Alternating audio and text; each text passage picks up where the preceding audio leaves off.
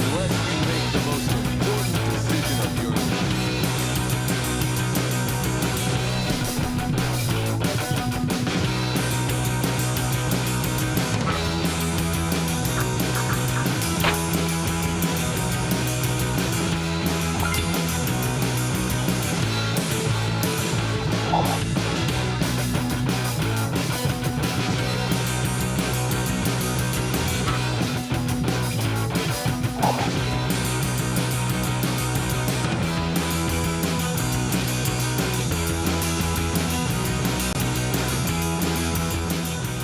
What are you doing? What are you doing? Huh? Me? Just hanging around.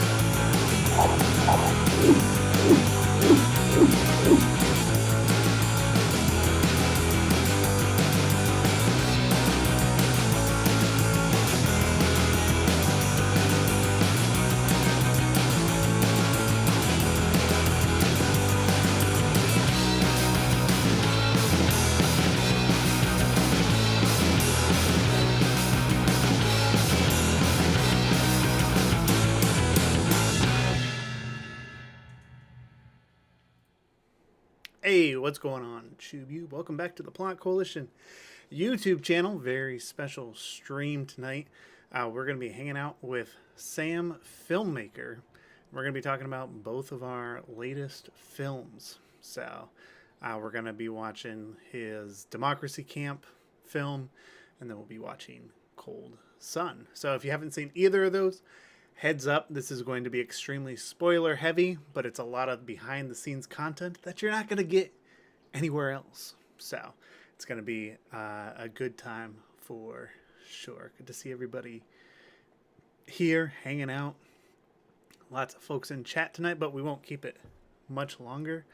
I'm going to go ahead and jump back in with him, and we'll get this show on the road. So if you have any questions, specifically, let me actually go ahead and start a quick Q&A, and then if you have questions, we'll hit that at the end. So we'll go through both films, and maybe we'll check it like at the end of each one. So start a Q&A. Questions for me and Sam. All right, if you have questions, put them in that Q&A chat, and we'll be sure to check them out when they come in. But without further ado, I'm gonna get right back into it over here and pull up on the screen. I know he's introducing his here he is, the man, and we're back, the legend himself. We are so back. We are so back. 2 episodes on the same day, kind of crazy. Let me make you a little bit. Yeah, that was fun.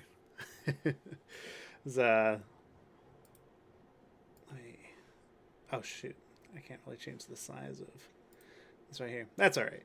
Yeah, that's it was a good day for fans of Helldivers to get both films back to back. Sam, do you want to, for anybody who doesn't know, introduce yourself a little bit and tell people about Helldivers Forever War? Yeah, my name is Sam. I'm the writer and director for Helldivers Forever War. It's an original series that I started myself almost about 2 years ago. It's original content. It's original take on the series, aimed at exploring what the series is about, less from a gameplay perspective and more from the overworld, just kind of the overall vibe of Super Earth, and exploring what the rules are and what it allows in terms of cinematic potential. So We have 4 episodes out. We just released our 4th episode on the same day as Plot Coalition released his first episode. And we have 3 more episodes after that. And then we have a couple of more episodes in production. So it's been a lot of fun. The support has been great. And I'm really excited to chat with Plot Coalition here tonight. I've been wanting to do this for a while, so I'm excited. Same. Well, yeah, so if you guys haven't seen the film or any of Sam's other films, go and check out his YouTube channel. He's got some great stuff over there, but we won't waste any further ado. I did start a Q&A in my chat, so I figure after each film we can go and see if anybody has any specific questions about the films themselves, but we can dive right in, and any place we want to hit pause or comment on something, I figure we can do that throughout. Let's do it. Perfect. Sweet. I'll go ahead and hit play. Guys, be on the listen. If you haven't seen this film yet, there's a superb voice actor at the very beginning. Yes, there is. In today's episode of Truth Enforcers, Enforcers of Truth.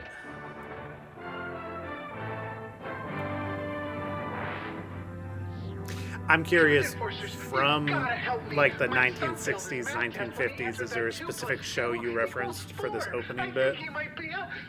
It was initially the Batman cartoons. I did pull a little bit of like the style from like the older Pokemon cartoons, just to kind of get that like I don't mean it like this, but like that kind of cheap animation style that was also prevalent in the Batman cartoons. But yeah, those were those were the 2 big influences for the Truth Enforcer cartoon. Yeah, it came together so well. I like when I saw it when you sent it to me when I was streaming that one night. I loved the fact that it looked like this, that I looked like this. I was like, this is perfect. Yeah, it came together, and the sound design, it's just icing on the cake. It was absolutely fantastic. 100%. Who's is that the same guy who did? I know. I think I saw it in the comments of the film. He mentioned like doing the stuff on the moon. Did he also do the sound design? Yes. Here? Sweet. Yes, he's our sound designer for basically the entire series. That's I'm gonna intentionally mispronounce his name so that people know how to spell it. But Vladislav Zarkov, Zharkov, on YouTube. He's a cinematic artist, composer, and sound designer. An absolute genius as far as I'm concerned. So yeah, he elevates our episodes to an unfathomable degree, and he did the sound design for this episode, for this mini cartoon, for the low atmosphere environments that we're going to see here in a minute. Just an all around, just a fantastically talented guy. Great to work with him. That's awesome. Yeah, I love the liberties he took with this one, but we can get into that, especially when we get to, into space. So. Yep. Liberty and peace guide me. That trains my hands for battle and my fingers for war.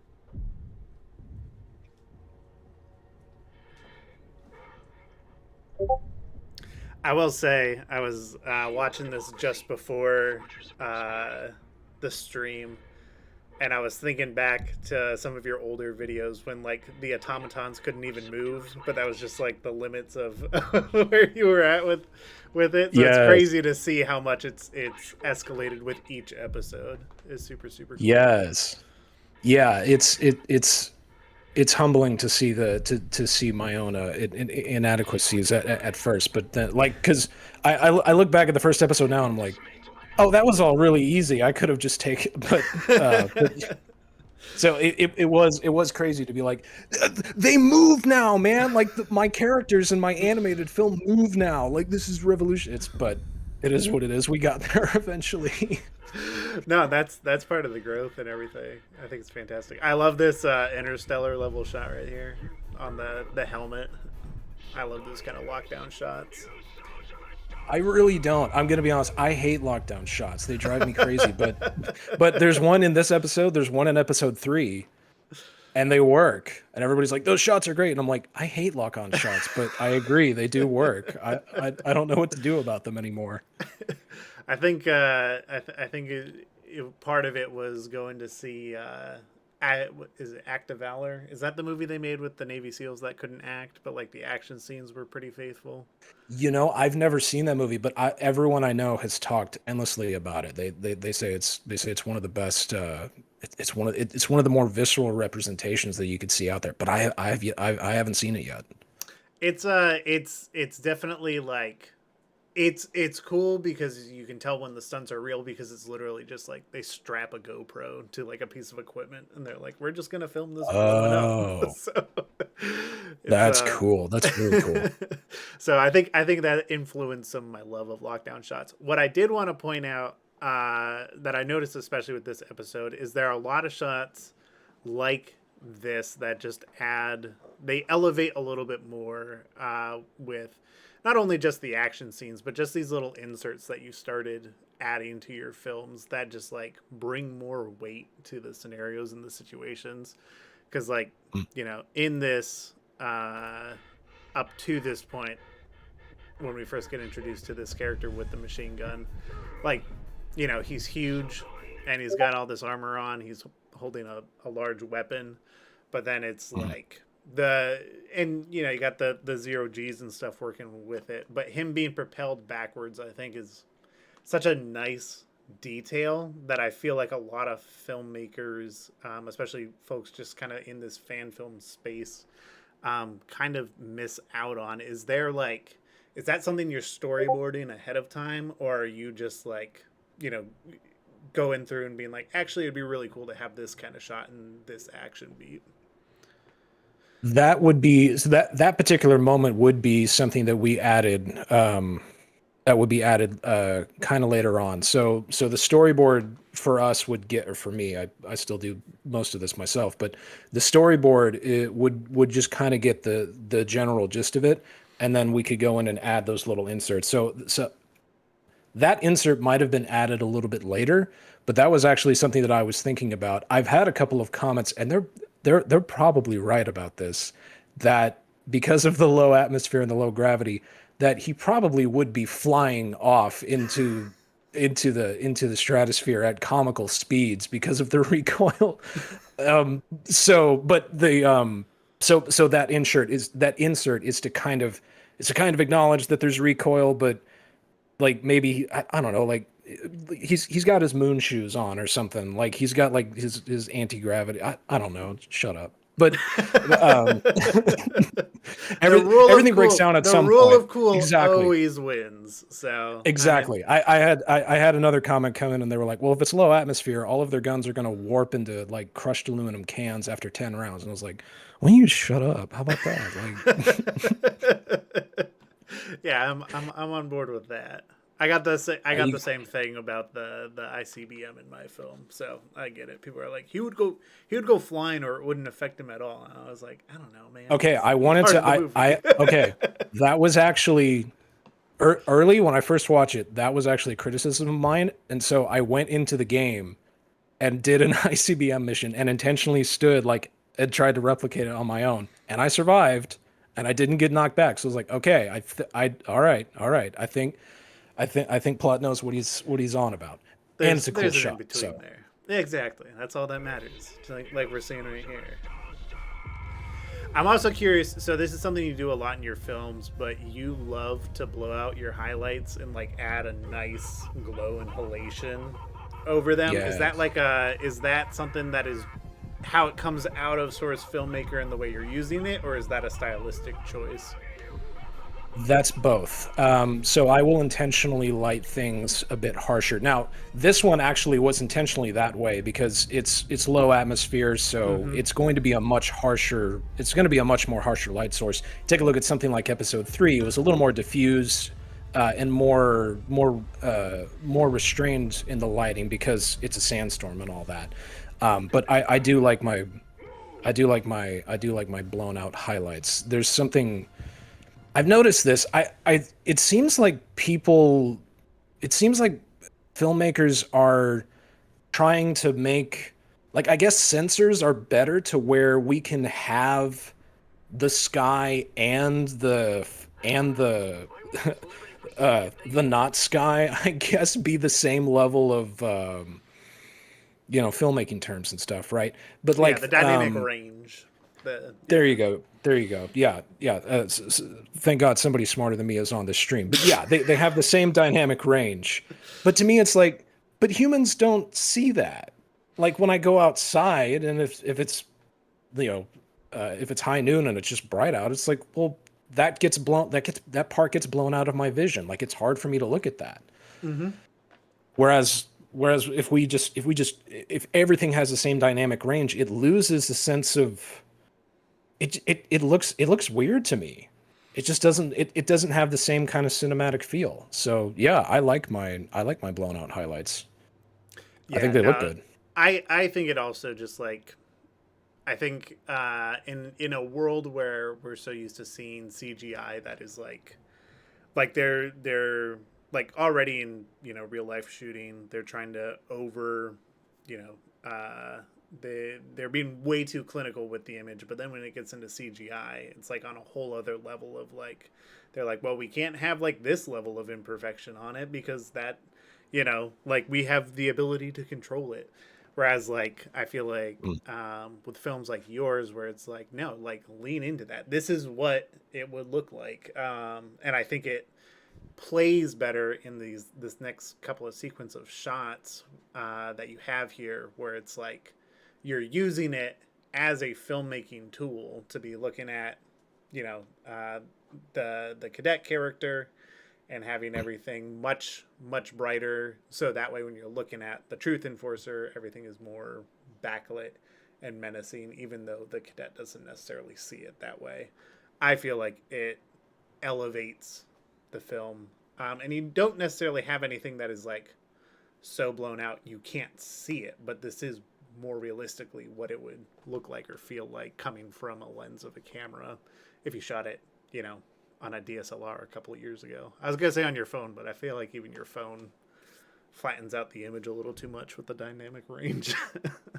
It probably would. I haven't filmed IRL in a few years. I've been hardcore doing this. It is funny how I noticed that like folks like you and I and that more make stuff on CG are still trying to replicate those imperfections that we would be like, we gotta correct these imperfections. Like if we were filming these in real life, we're like, it's too blown out. We have to and so it's this weird inversion of I'm intentionally adding like shaky cam and like tilted kind of angles, and it's like, well, if we were doing this in real life, that'd probably piss me off. But it's a fun challenge to replicate. It's a fun challenge to replicate in CG. 100%. No, I agree. What do we have, Cadet? Sweet Liberty. Sir, escape pod. Also, the voice actor for the Truth Enforcers, Survivors? fantastic. Not sure, it's blocking our override. I have a story about casting him. I don't know if I'm going to tell it or not. Okay. It's more on the side of like, because it's rather on the side of like what it's like to cast as a director. Mm-hmm. It's not like a bad story or anything, but it reveals a little bit more on that side of things. I don't know if anybody would find it interesting or not. I think it's a great story, but yes, overall, he ended up being a fantastic choice, and all of the comments agree.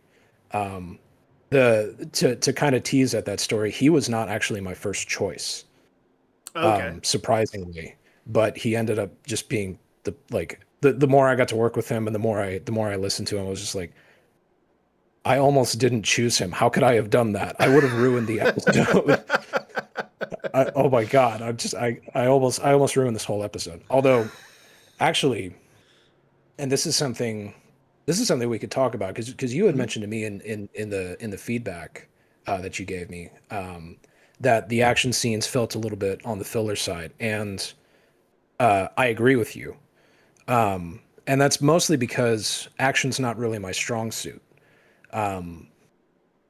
That's something that I would say is a bit of a weakness of mine. I tend to be a bit more on the dialogue and drama side, which is why I think the trial scene here. Anyway, dang, I was going to go somewhere great with that. It was going to be awesome. But unfortunately, I talked myself into a corner. So I'll probably pick that. I'll probably pick that strain back up. Let me go back to what you first said. Yes, the voice actor is fantastic for the Truth Enforcer. It was great to work with him. That's Doof Guy VA, by the way. Y'all can he does a lot of work on TikTok. Y'all can find him there. Fantastic voice actor. Amazing. All right, we're coming up on a shot here that I want to talk about just real quick to speak to, and it's this incredible shot right here. I don't think it's appreciated enough. Sam, do you want to speak a little bit to what this shot is and why you chose to use it right here? Yes. So this was a shot that I actually tried to do in episode 3. It didn't quite work out because of the lighting and the particle effects. It ended up in most people's minds being an homage to the first game. For those of you that don't know, the first Helldivers, you play in more of a top-down isometric kind of view. But this specific shot, it confused a couple of people, and the reason, but the reason we chose this shot specifically. So the effect in this shot is called I believe it's called a tilt shift effect. Is that right? Yep. Oh, yeah. So it's called a tilt shift effect, otherwise known as the toy box effect, and they call it that because the way the angle of the shot and the intense depth of field, the blur around the subject, makes the subject look like it's a toy. And that was a specific intentional decision. So when you see the Inquisitor, Inspector Inquisitor, whichever, when you see the guy in white, when he's first introduced, he's large and in charge, and he fills the frame. And then we zoom in on his helmet with the crest, and that crest is the crest of Super Earth. And then the next shot is him on the right, and the flag. We then shift the focus to the flag, which has the same crest. So it shows his loyalty because they have the same crest, and he's looking up to the flag, right? And then this shot is from the flag's perspective, looking down on him as Super Earth sees him, which is a cog in the machine, which is as a toy soldier. So this shot, as big and impressive and intimidating as he is, he's just doing his job. He's just a toy. He's just a toy soldier, which is also why we did that shot for episode 3. Was for the same effect, was to show Cadet Cosmic as he is, as he was used by the squad that came and went as a toy soldier, just being told what to do and where to go, and him saying, "In the name of liberty, sir." So that's the intention behind this shot.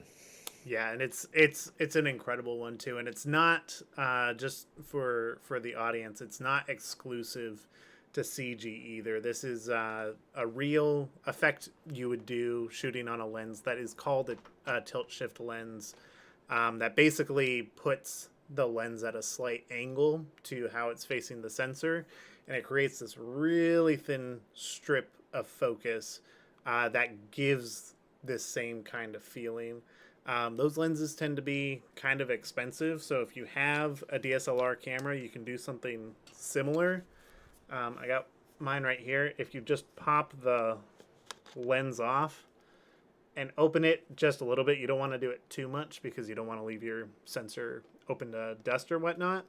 But when you do that and you look through your viewfinder on your LCD screen and point the camera at something, you'll see just how thin that focus plane gets, and it's because the first lens, or the first piece of glass in the lens, is basically being treated the way it would if you pulled binoculars away from your eyes a little bit. And that's what creates this incredible amount of depth. So to see it in this film being used as an intentional storytelling device, I think is just incredible. And it's even more so just when you look at something like this, and you know, with the escape pod, the terrain and everything, it looks like you're looking at a diorama of something, but you know, it's speaking more to their real lives.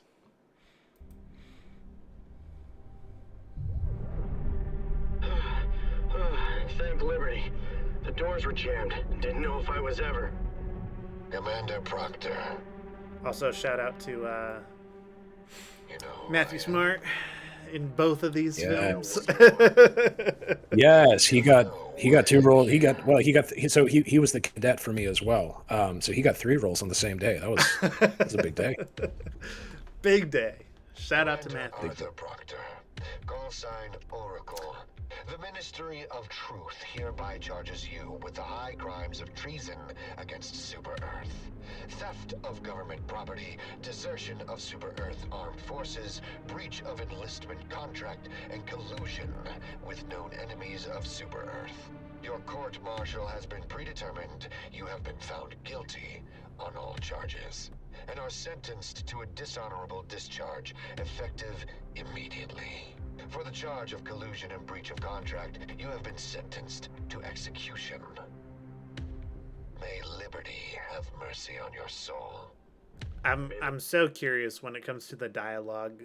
Do you write that entirely on your own, or are you pulling inspiration from anything specific for this scene in particular? I'm trying to think. So it was around this time that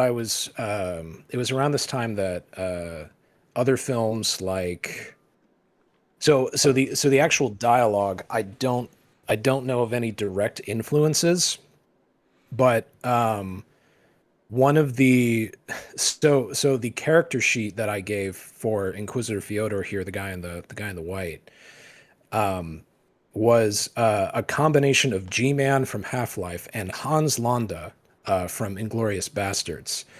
And so Inglourious Bastards had made its way into my algorithm, seeing clips from the movies and all that. And so I was watching a lot of the opening from Inglourious Bastards where Christoph Waltz is going into that house where they're hiding refugees. And I was just watching that scene repeatedly. Funny thing about that scene is that's actually a play on The Good, the Bad, and the Ugly. The bad introduction. What's his name? Angel Eyes, I think. So that's actually Tarantino's take on that scene from The Good, the Bad, and the Ugly. But so just a lot of indirect influences and kind of pulling from here from there. So I'm trying to think of I don't remember a direct influence when it comes to the charges that I wrote for him. I think that was just he's an official character. He's kind of prim and proper and going through the motions and doing his thing, and he would just list out the charges. That came from an early version of the script where it was much different than what it is that we're seeing here. So. Inglourious Bastards in some way did play a huge inspiration on Fyodor's character. Yeah, and it's fantastic. If anybody hasn't seen the scene that Sam is talking about specifically from if you haven't seen Inglourious Bastards, go watch that movie. But I would almost say stop watching the stream. I mean, watch the stream and then go watch Inglourious Bastards. Yeah, no, it's a phenomenal film, and it has incredible writing, but also probably one of the most tense interrogation scenes where nothing really happens but the dialogue is so compelling that's what drives everything. Very similarly in the Hateful Eight, which is another one of his films. I remember watching the extended edition of that, and I didn't even realize that 5.5 hours went by. I was just so engrossed in it because it's written and directed so well. I forgot there was an extended version. I may have to go watch that again. It's pretty fantastic. It's a good one. Your court-martial was predetermined. Pleas are nullified. May I make an appeal? On what grounds? False flag operations to incite the Galactic War. District 48. You have In evidence for in this your claim? storytelling process, is there a reason why you chose this event or set it up this way specifically? So like District 48, Yeah. that seemed to be a little known now at the time when I wrote this. So when I wrote episodes 2 through 6, it was late 2024, early 2025. So all of these episodes are like a year and a half behind active game time. So what was and was not public knowledge has probably shifted in the time that I've written these episodes. But at the time, it seemed that District 48 was a little known piece of lore, and like no one knows anything. They probably do now, but at the time, it didn't seem like anyone knew anything about it. It seemed like this nod from the first game, and even in the Wikipedia pages where people were writing about it, there wasn't a whole lot known about it. I even seem to recall that there were mixed, that like in the game there were mixed reports of what actually happened. Some reports were saying that actually like thousands were killed. Some reports were just that only a few were killed. Some were that it was a conspiracy. Some were that it was actually cyborg automatons from the first game that initiated. And I was like, okay, well, this seems like something to get. And really, I was just looking for something that would. So you're looking at the escape pod in the game and you're going, what is this for? Because you don't know what it's for in the game. You're just told to, I don't know. I don't even know what you do with it. You just go to it and you press your keypads. And so you're looking at the escape pod and you're going, what is this for? Well, the doors are kind of man-sized. It's an escape pod. Why would someone need to escape? Maybe they know something. Well, okay, well, what's worth knowing? Oh, there's this thing in the lore called District 48. That seems like it would be worth knowing. Let's use that. No, that's fantastic. I will be entirely honest. I'm a good Helldiver. I keep my head to the ground. It wasn't until I watched this film that I thought about that, where I was like, wait a second, why are those escape pods just there, and why do you need to go get the data from them? And then run away and just like, keep going. Yeah. Yeah, there's a few other side objectives that I'm side eyeing and being like, I wonder what we could do with these things. Because there's a lot of ambiguity in the Helldivers narrative. 100%. It's a good playground to write within. Oh, absolutely. It's a lot of fun. The Galactic Federation started this war over 100 years ago. We weren't aggressed. We were the aggressors. That device confirms plans of a staged attack against our people carried out by federal agents on civilian installations in District 48.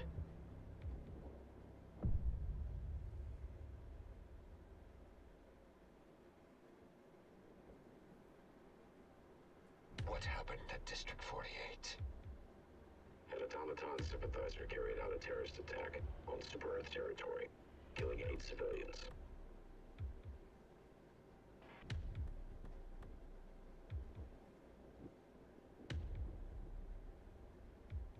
Appeal denied. Such a hard line.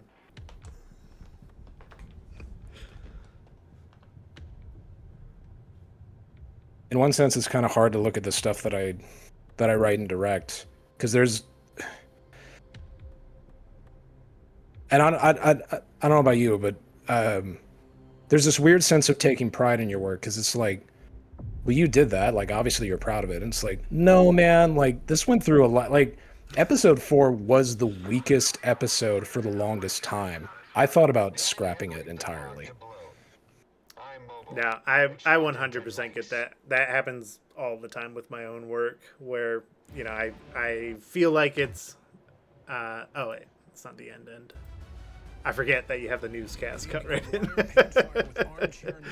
But yeah, no, I have that happen all the time where, like, I might not like after looking at it for so long and knowing everything that it went through and seeing every imperfection every time I watch it. And then, like, when people come back and they're like, we love this. This is, like, the best thing we've ever seen. It's like, really? Because I don't think so. Yeah, there's Yeah. I remember when we were working on For Liberty, there was like in probably like the 10 days leading up to it, I was like, did it's so bad. I don't know what we're gonna do. I was in such denial. But Yeah, I get that. I get that 100%. yeah, That's so tough, man. That's when you, yeah, that's tough. That's when you have to decide if you're gonna like. I remember that with episode 3. Episode 3, we got to the end of it, and it was 95% done, and I was just watching it, and I sat there and I went, like, excuse the language, but like, this is dog shit. Like, I can't put this up. This is terrible. I'm gonna have to rewrite it. I'm gonna have to pay the voice actors again. I'm gonna have to do more animation. Oh my god! And it pushed it back like 2 to 3 months, and it was totally worth it. It wasn't in that moment. In that moment, it was like I'm gonna get a real job. I hate everything and everyone. This sucks. This was stupid. that is the actual experience of creating. I feel like when you're this deep into it, that's and you know, I feel like not a lot of people experience that in its fullest until they're doing stuff like you and I are, as far as like getting these films across the finish line, getting multiple films across the finish line, and just like it's I mean, I don't know about for you, but for me it's every single time. It's like this was a horrible mistake. I wasted my time. Like, Yes, yes. I have Dude. no idea what I'm doing.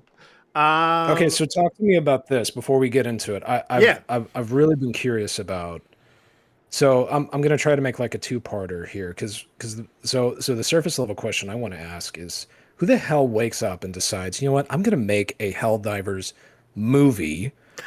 Like, no, I was just like, it's just like a movie. Let's just make a movie. Let's not make like a test. Let's make a movie. Like, who the hell wakes up and decides that? That's the first question. And the second question would be, where, like, what does what is motivation to you? Because that film, like, I remember getting the updates, like the hard drive died, and then like, okay, that's the whole film, and then there's delays and more delays and this, that, and the other thing, so what was the decision to start in the first place, and what was the decision to keep going? Was that motivation? Was that discipline? Where does motivation play a role in any in any of your creative decisions? Hopefully, I don't know. I don't know if I square that into a coherent question. No, I'm But tracking hopefully, you. I gave you a couple. Hopefully, I gave you a couple of jumping off points. Yeah, so I mean, for me, that question actually goes back to the first project that I did in this, and it actually really stems back to when I first saw the Unreal Engine 5 tech demos and I saw it being used in film. I was at a point where, like, in my filmmaking and video career, I was just like, I feel like I'm kind of tapped out. Like, I know I can get better, but I kind of hate the constraints that I constantly fall into. For example, it's like, all right, I want to get this shot at sunrise because that's when, you know, the best lighting is. And so it's like, get everybody out there at sunrise. Nobody wants to be there, but like you're pushing to get the shots that you need. You get them. They look pretty good. You had to cut a couple of corners, but it, you know, was whatever. And then, you know, like I wanted to tell larger stories, and I was, you know, learning visual effects and stuff for a long time because I wanted to do these kinds of things, but I didn't see how it would be realistic without it being in live action. That's when I saw the stuff with Unreal Engine, and it kind of triggered a part of my brain that was like, oh, this is possible. And launching off from that, I eventually got into making the Titanfall New Frontier series, which is very rough, but it is the display of how disillusioned I was by this idea of like, oh, you can do anything now. I'm going to make a 3-hour long series about a video game that I like. So Yes, that was yes. the initial craziness because all I saw was the potential in it. And towards the end of that project was when Helldivers 2 came out, and all my friends were like, "You need to get this game. You need to play it. It's right up your alley." And I was like, "I'll get around to it." They're like, "You're gonna make a film about this one day," and I was like, "Well, we'll see." And when I first started playing the game, when it gets to the point where you're going through the training gauntlet and they have the machine stab you, so you have to use the stim to heal yourself, I was like, yeah, I'm making a movie about this. Like, I just need to find what that is. So for me, like, staying motivated in it, I feel like I'm definitely still in like that honeymoon phase of like, I found 3D, I found CGI via Unreal Engine, and I'm still pretty stoked on learning that and building films out that way, especially because like I'm completing films, which is like, if I don't know how many people watching are in filmmaking or have done it before, but the amount of scrapped projects that I have or projects that came up extremely short becomes very discouraging the longer you're just doing that. So to kind of be a high in my life where it's like, oh, I can like finish this, put it out, recognize where I need to grow, and then just start growing in that area next. That's what really keeps me motivated.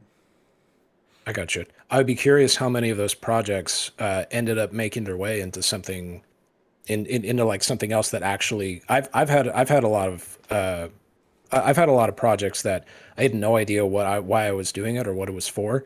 Like for episode 4, I had done similar kind of space type vibe feel stuff.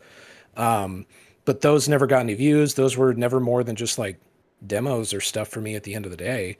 But then because I had made them like 2 or 3 or 5 years ago, I was able to adapt them into something like what is now being viewed by hundreds of thousands of people.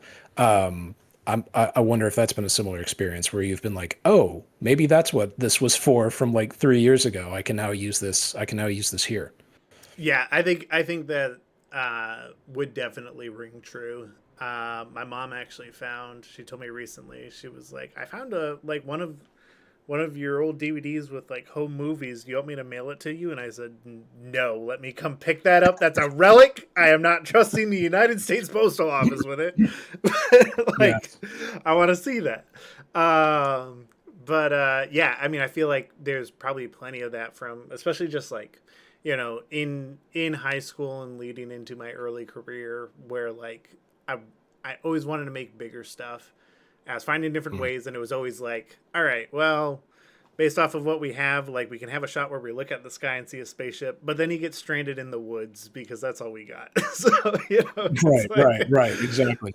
so that was the case. I got a couple of questions here from my chat. Somebody was asking, what animation software do you use, and do you want to switch to another one? We use the Source 2 Filmmaker. So I've always said the Source Filmmaker, and that's, excuse me for a second. And that's always technically true. To be more specific, we use the Source Filmmaker in the Source 2 engine. It gets a little complicated. That's why I usually just say Source Filmmaker. So that's what we use to render. The animators that we have worked with for previous episodes, they also use the Source Filmmaker. We're open to, I mean, so like, so a lot of animations are not like done in engine. They're usually done in like Maya or something like that. You take a look at something like The Amazing Digital Circus. It's rendered in Unreal Engine, but they animate it in Maya. And then I guess they do some kind of rig transfer. It'd be very similar to how you and I do motion capture. We do motion capture. I think you use Rococo. I use a video motion capture solution. So we do that animation in an external program, and then we bring it over to our renderer of choice. For you, it's the Unreal Engine. For me, it's the Source Filmmaker. Am I open to another one? Yes. But that's with like 800 asterisks. It's like saying that you're going to move to another engine is like, I'm just going to move my office down the hall, or like, I'm just going to move into the house across the street. It's like, well, all my crap is here, man. Like I gotta uproot everything. That's not just something that you can just like you can't just switch engines. So we are open to it, and if we were to switch engines, it would be because the crew that we've developed, like for better or worse, Unreal Engine and Blender are the future. I don't know if that's a good thing. It looks like there's good things that are coming from it. I am secretly hoping that Valve throws their hat into the game developing cinematics ring again, but they might not. And everyone is learning Unreal Engine and Blender because it's cheaper than Maya, and we're reaching a tech singularity where like the results are kind of all the same. Like Eevee on Blender looks like Unreal Engine, looks like the Source Filmmaker. I've had a lot of people be like, "This is Source Filmmaker? I thought it was Unreal." And it's like, nope, gotcha. So yeah, that's what we use. We're open to it, but we probably wouldn't change. We're probably not going to change mid-series. That would just be a bad idea. So we're open, but we're still exploring. Yeah. No, and I think, like, obviously, I enjoy working in Unreal. That is my platform of choice. But what Sam was saying, I desperately want somebody to come in swinging at Unreal and offer some competition in the area, because it is becoming so pigeonholed to where it's like, yeah, they are leading a lot of it, and Blender is really the only other competition out there that is fulfilling as much as Unreal can enable for a CG filmmaker. Yep. So I really want there And even to be, that, yeah. and even that is like, even that is like, okay, well, why not use Blender? It's free and open source. Well, because I don't have, I just got like, okay, so for the majority of the series, I was working with a NVIDIA Quadro M4000 from 2015. It wasn't until episode 4 that I upgraded to, I think, a 2060. I bought it for a couple $100 off of eBay. So like, because I handle the master renders, I can't just switch over to Blender cycles. Like, it's going to melt my PC. We're talking a month for, a second of footage. And then you use Eevee. It's a real-time render engine, but there are problems with it when you do complex animations because a lot of it's screen space. And then you're like, okay, well, it doesn't give much better results than Unreal Engine, and Unreal Engine doesn't look better than the Source Filmmaker, and we already know the Source Filmmaker. So, yeah, like you, I'm anxiously waiting for somebody to come in swinging. But right now, I mean, I've always been tool agnostic because it never matters what tool that you. What's that short that won an Oscar a couple of years? Flow.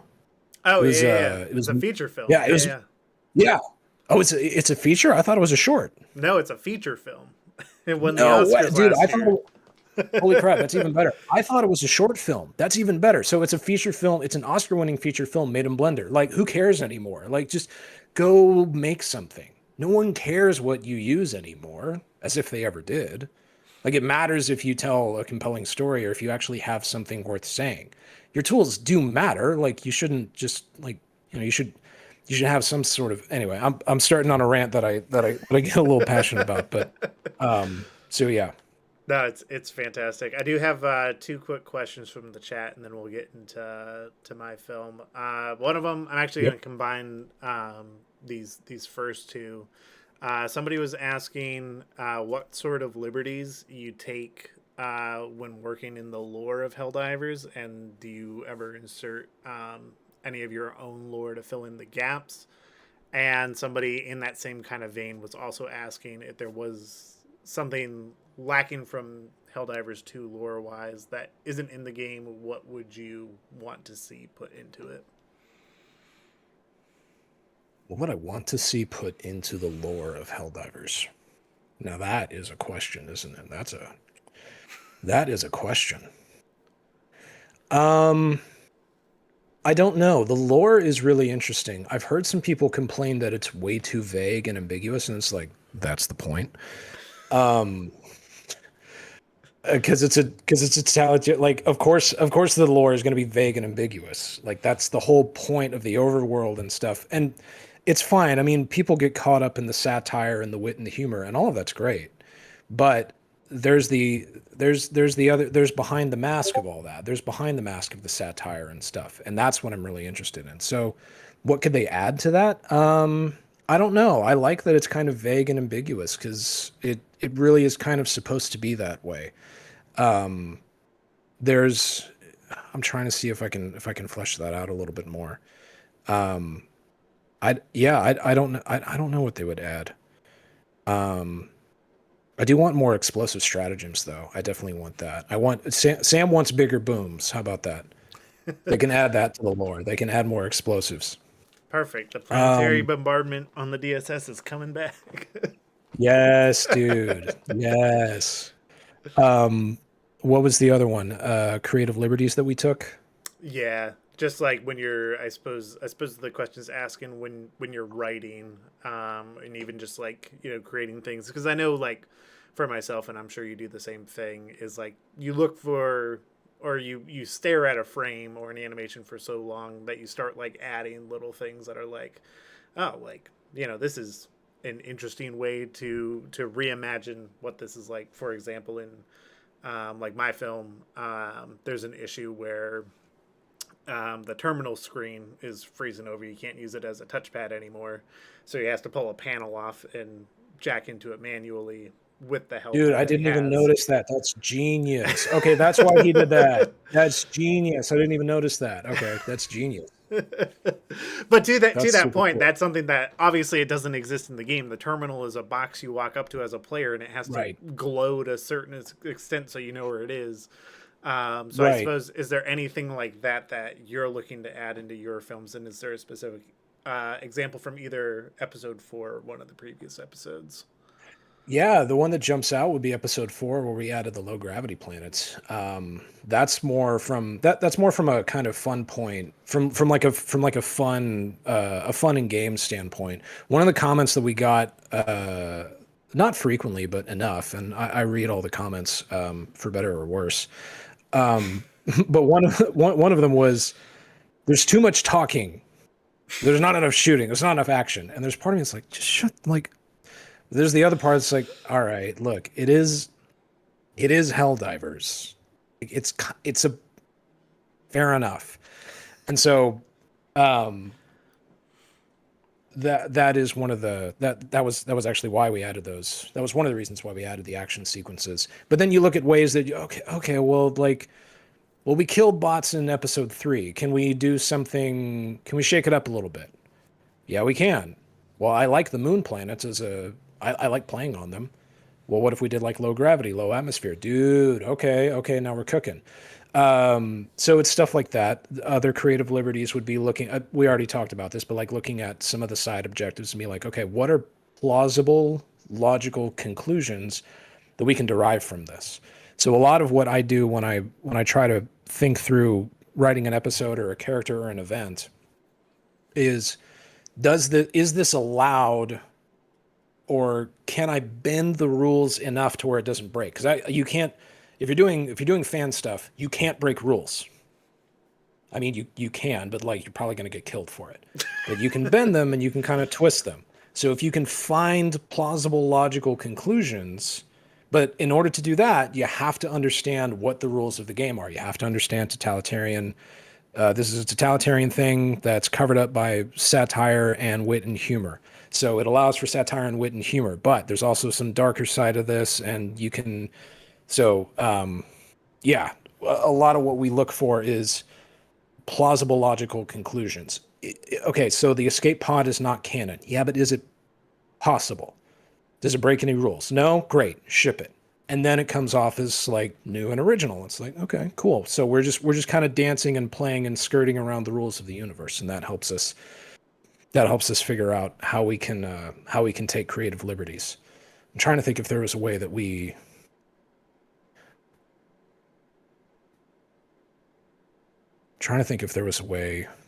we did that the opposite of like a hard stop. One of those was actually that one of those was like adding the capes, because adding the capes was a bit of a chore for us. And initially I was like, who cares? We're not going to add the capes. And actually my sound designer, who has never played the game and doesn't care for the game, was like, add the capes. It's an aesthetic decision. It looks cool. It's going to be hard, but add the capes. And then of course I'm studying the lore, and it's like, we can't make a Helldivers film if we don't have capes. So, all right, let me spend a week and figure this out. And, Yeah, that'd be and then we have it. sacrilege. Something I want to Yeah. I want to touch on that you had mentioned earlier about the comment that was saying there's too much talking, there's too much dialogue. This is Helldivers, whatever. I remember when I was working on my Titanfall series, you know, like I always like want to have decent action because I like action scenes in movies and stuff. And I think there's really cool ways you can integrate them in the story. But at the end of the day, I knew for a fact, with the limitations of my animation skills at that point, and even still today, if I tried to go back and do like another Titanfall based thing, I could never make an action scene that made you feel the same way that the game makes you feel when you're Yes. when you're holding the gun and you're doing the thing. Like it is very hard to reach towards that, and it's something we took a huge step towards in for Liberty, but even still, it's like, why would I spend time exploring something that the player can switch on the game and get immediately when there are other parts of the lore that, you know, you can start to dive into that the game can't explore, because the game can't explore what the dialogue and stuff looks like, Exactly. outside of a couple of very brief interactions. So Exactly. Yeah, and it can't explore. I mean, like it can't, but like it can't explore stuff like what you did with like the screen freezing over. It's like, okay, well they could make that mechanic. It's like, yeah, well, okay, like whatever. But like there's that's what's fun about the cinematic side of things, is that there's things that are easy for us to do cinematically that are just like really difficult to implement from a gameplay perspective. I share the same. I 100% agree with you. My take on action was like, there's no way I'm going to replicate a level 10 mission difficulty.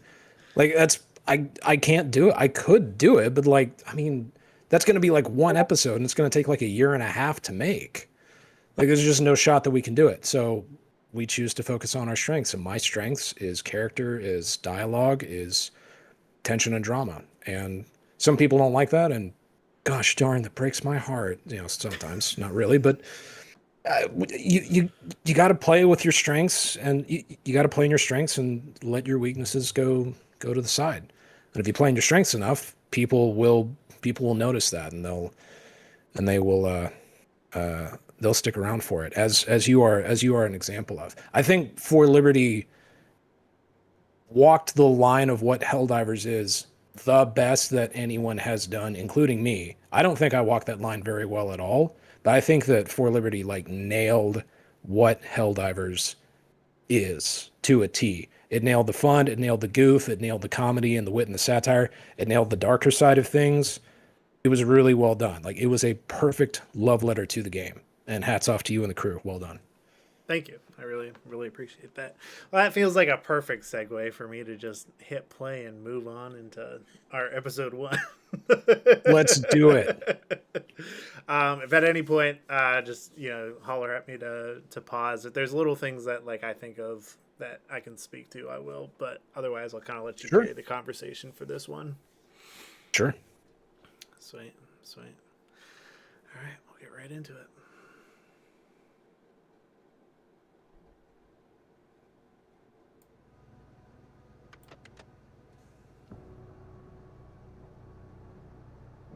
Okay. Did you guys have any other like? So okay, the war bonds have been a pain in my side as to try to figure out how to incorporate them narratively. Mm-hmm. To the point where I kind of just don't. Because a lot of them are like pop culture references that half the time I don't even understand. So anyway, I could talk about that. But were there any other ideas that you guys had with the Masters of Ceremony, or was it pretty clear cut? Like, no, they're going to do a funeral. Were there any other ideas that you guys had? There was, I think for me is like, it was always, because I wrote this episode, and to me it was always that they were going to be used either in a funeral or in a parade. That was going to be like one of the two, and we ended up, you know, leaning into the funeral side of it. I think my biggest worry the entire until the film released, and I started to see feedback, and I haven't seen this comment once, so it proves that that was just like my insecurity, and like, you know, that what are people gonna think about this?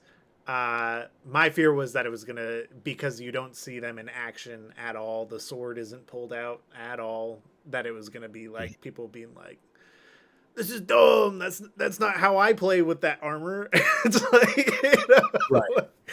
But Right. it's obviously not been the case, and I feel like it's you know, given we do a lot of deep diving on like what is in the lore of the war bonds. Shout out to Wasp Optic. He does a lot of digging and going back, and we'll go into, like, anytime we get stumped on something, we'll just start looking up like, okay, historically what would have Sweden done, and then it's like, oh, okay, this is like some interesting tidbits to Oh, pull really? from. Oh yeah, so like even the because I believe the armor for the parade commander is the RE 1861 or something like that, and we were like, what was going on in Sweden in 1861?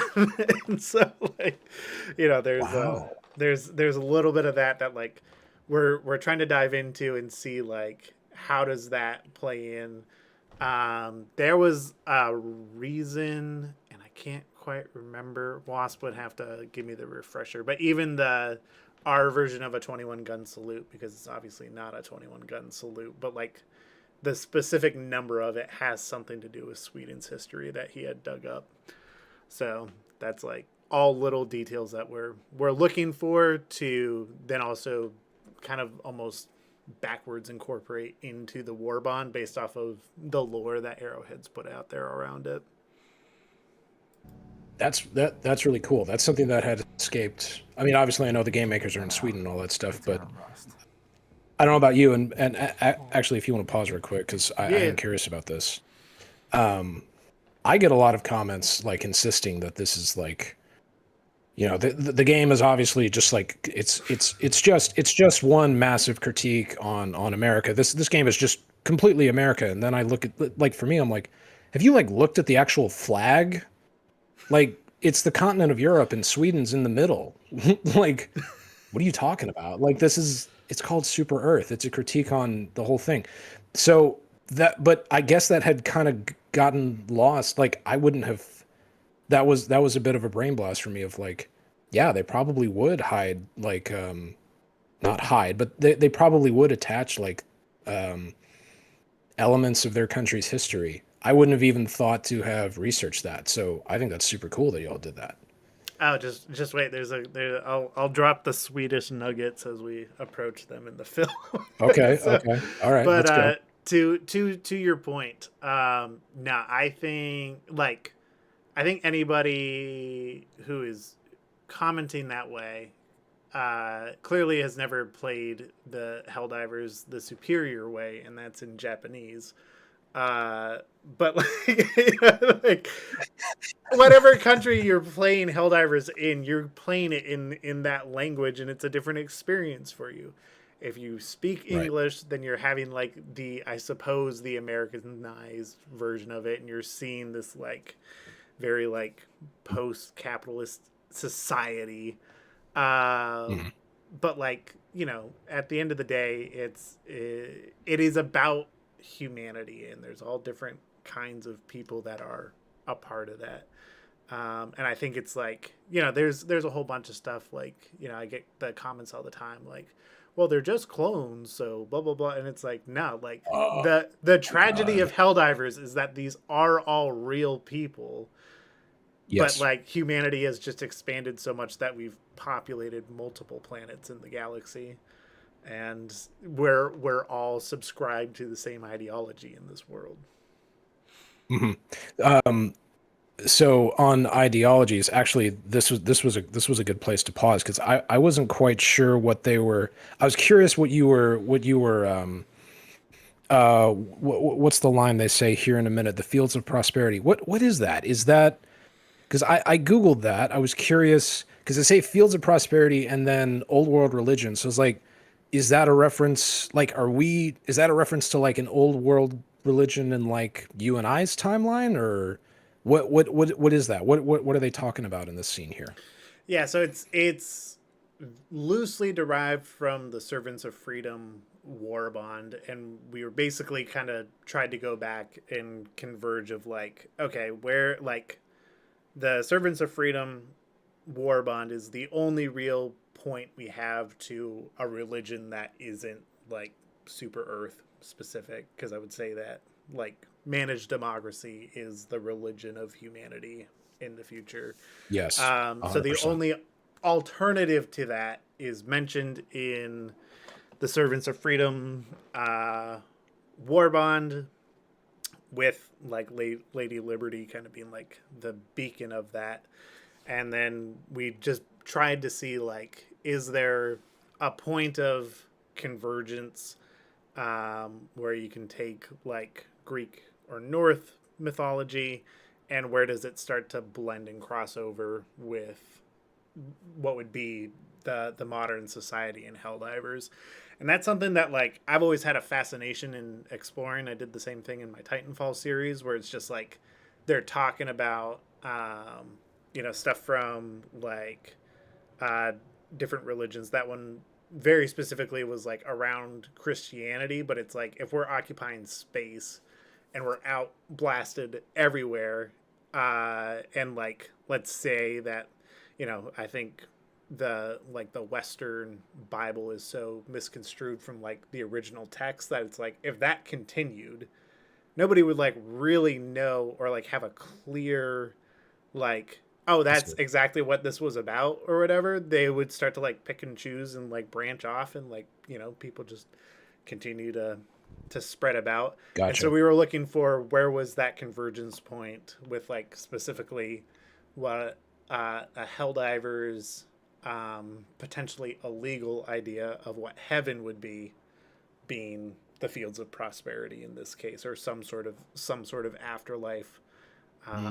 Because like obviously you can't subscribe to the idea that you're gonna die. So Right. Okay. Cool. You That's very think cool. he was right, Hawkins? and huge No. shout out to Not even that Danny bunker Langdon. is what got him She killed. modeled No, not the little the figurine bunker. statue, and it's What- there are very few references to Lady about Liberty the in the game. There's a couple of graphic things, and then one of the That's old world religion. like Yeah. splash arts of the game, you Humankind can was see like never the face of the united under statue. that way of thinking. But she did an incredible job Why did of he modeling believe something it? that feels Peace faithful of to mind, I guess. Helldivers, while still kind How of should I having a know? crucifix-esque Watch your shape kid. to it. Yeah, it looks great. Very well modeled.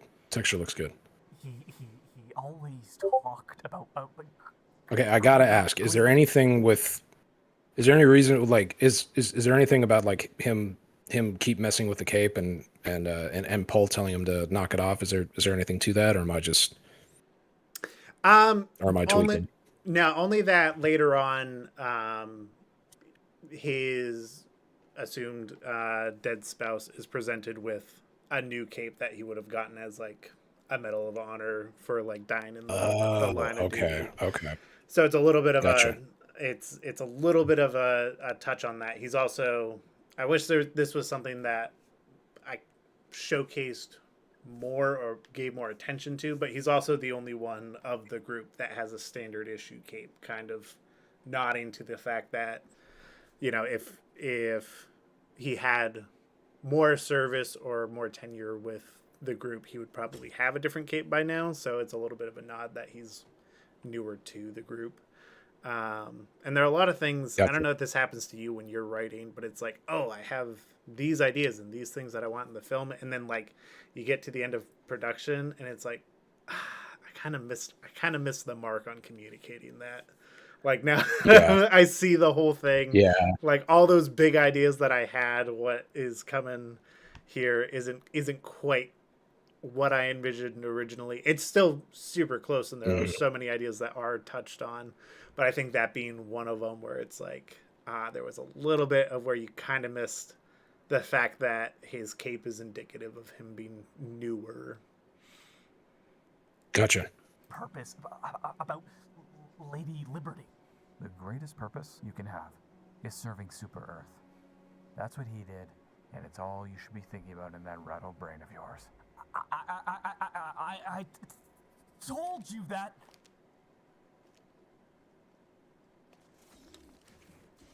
I will say, I thought it was going to be incredibly easy to just like have them laying down in the snow den. I was like, that won't be too hard until I started actually doing it. I was like, I have never making a character lie down for this long ever again, let alone two of them. Absolutely, yeah. Yeah, and that's coming from somebody that uses a suit. Imagine trying to do that with video. That's impossible. What about the new guy?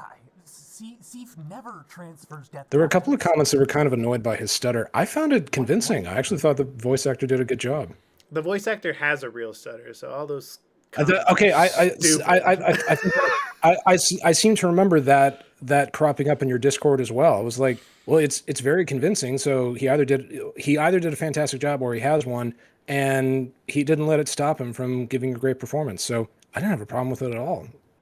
No. I think they did great.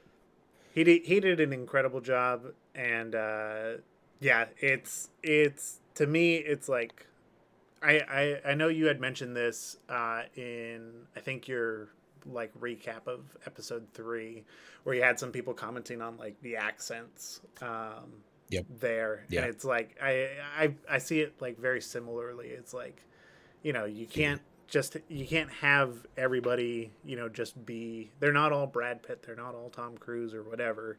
Right. They're real people, and the more you can characterize them, whether it's through an accent or like a speech impediment or whatnot, that always goes so much further into showcasing like, oh, these are real people, you know, underneath.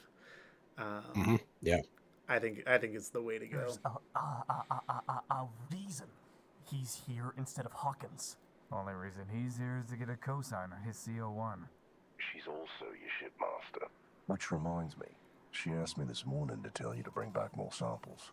You think you can do that, Paul? And don't wheel in a bunch of that low-effort common bullshit. Yeah. I want to hear the end of it, Paul. Come on.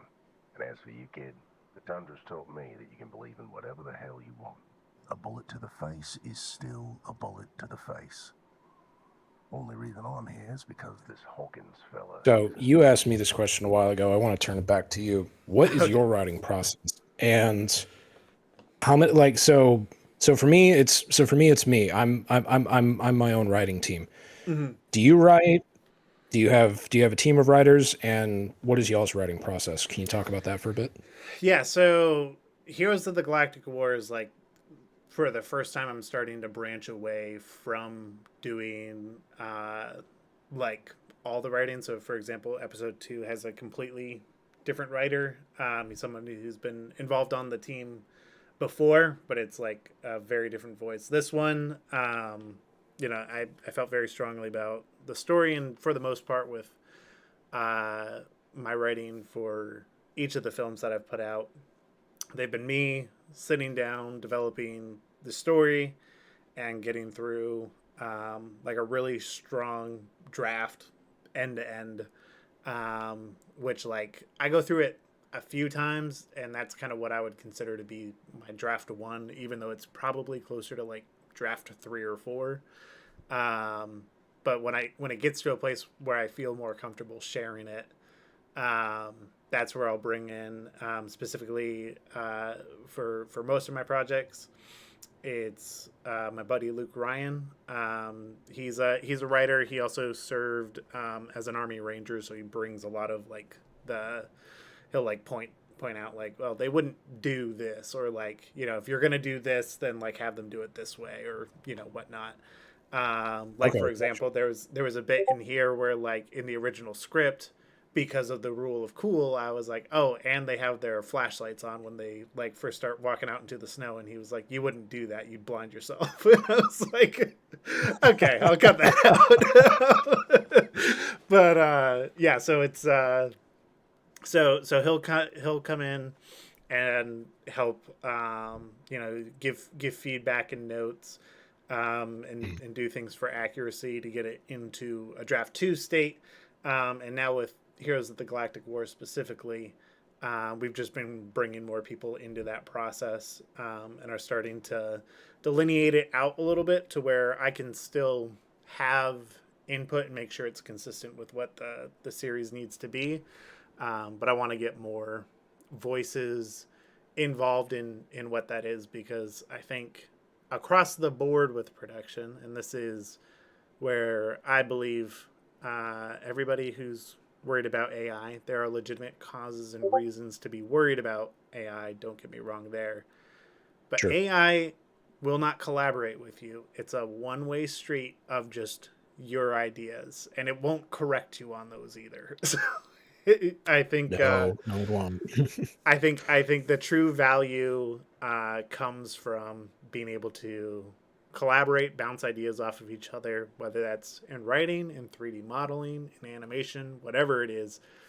Every step of the way, the collaboration is what makes it feel like a larger voice than your own. And if you're the only voice in something, that is going to come across, and in a rare circumstance, you get somebody who can really pull it off, like a Quentin Tarantino, which no matter what team he works with, you can always tell when it's one of his films.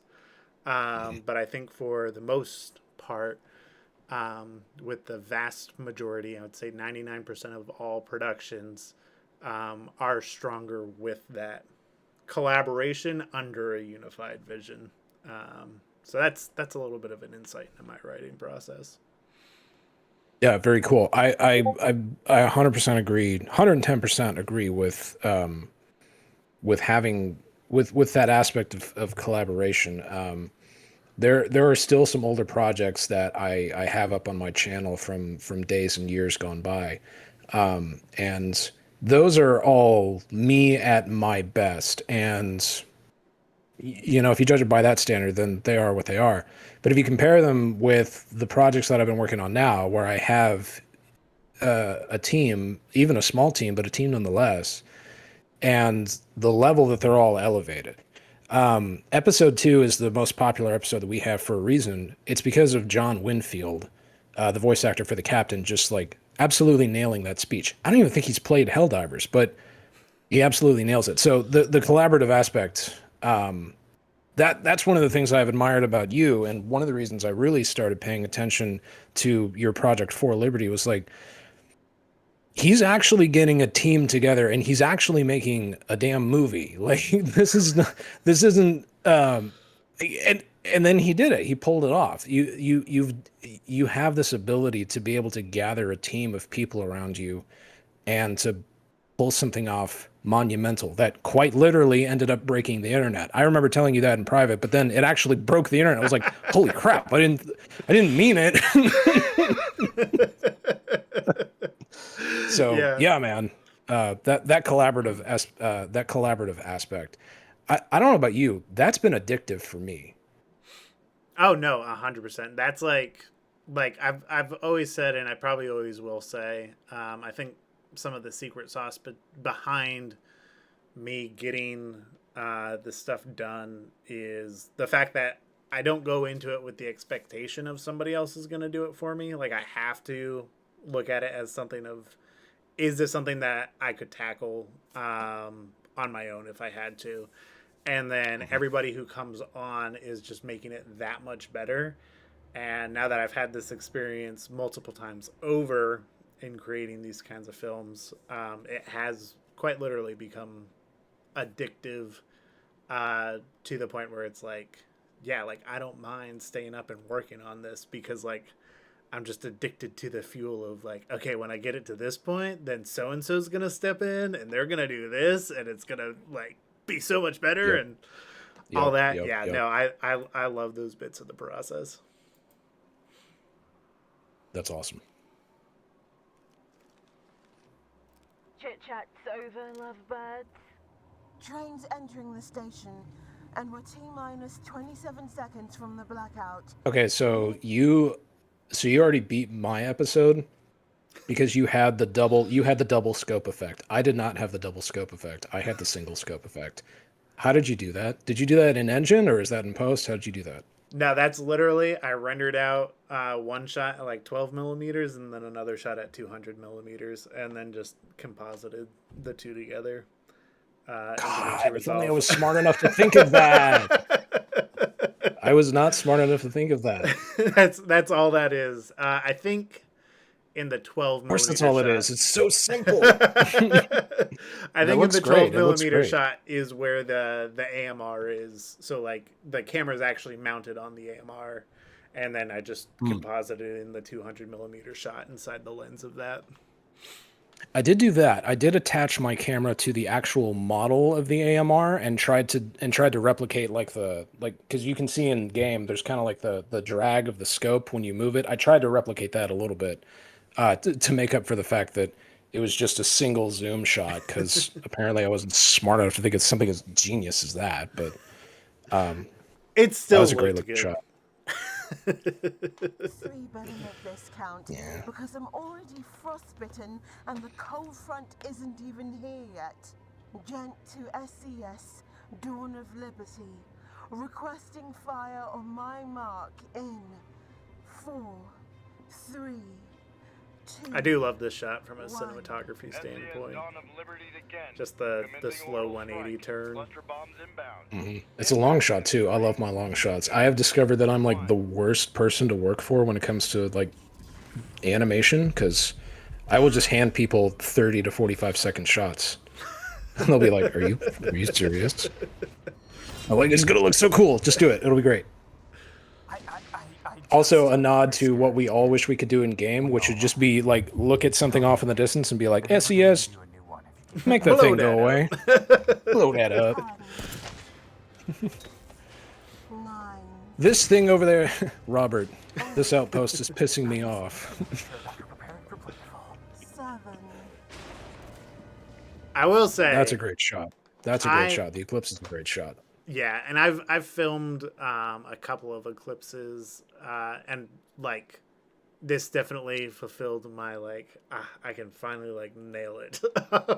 But the device of using the eclipse is something that I wish people talked about more about in the game. I feel like you don't see it as much in game anymore. Yeah, not as much.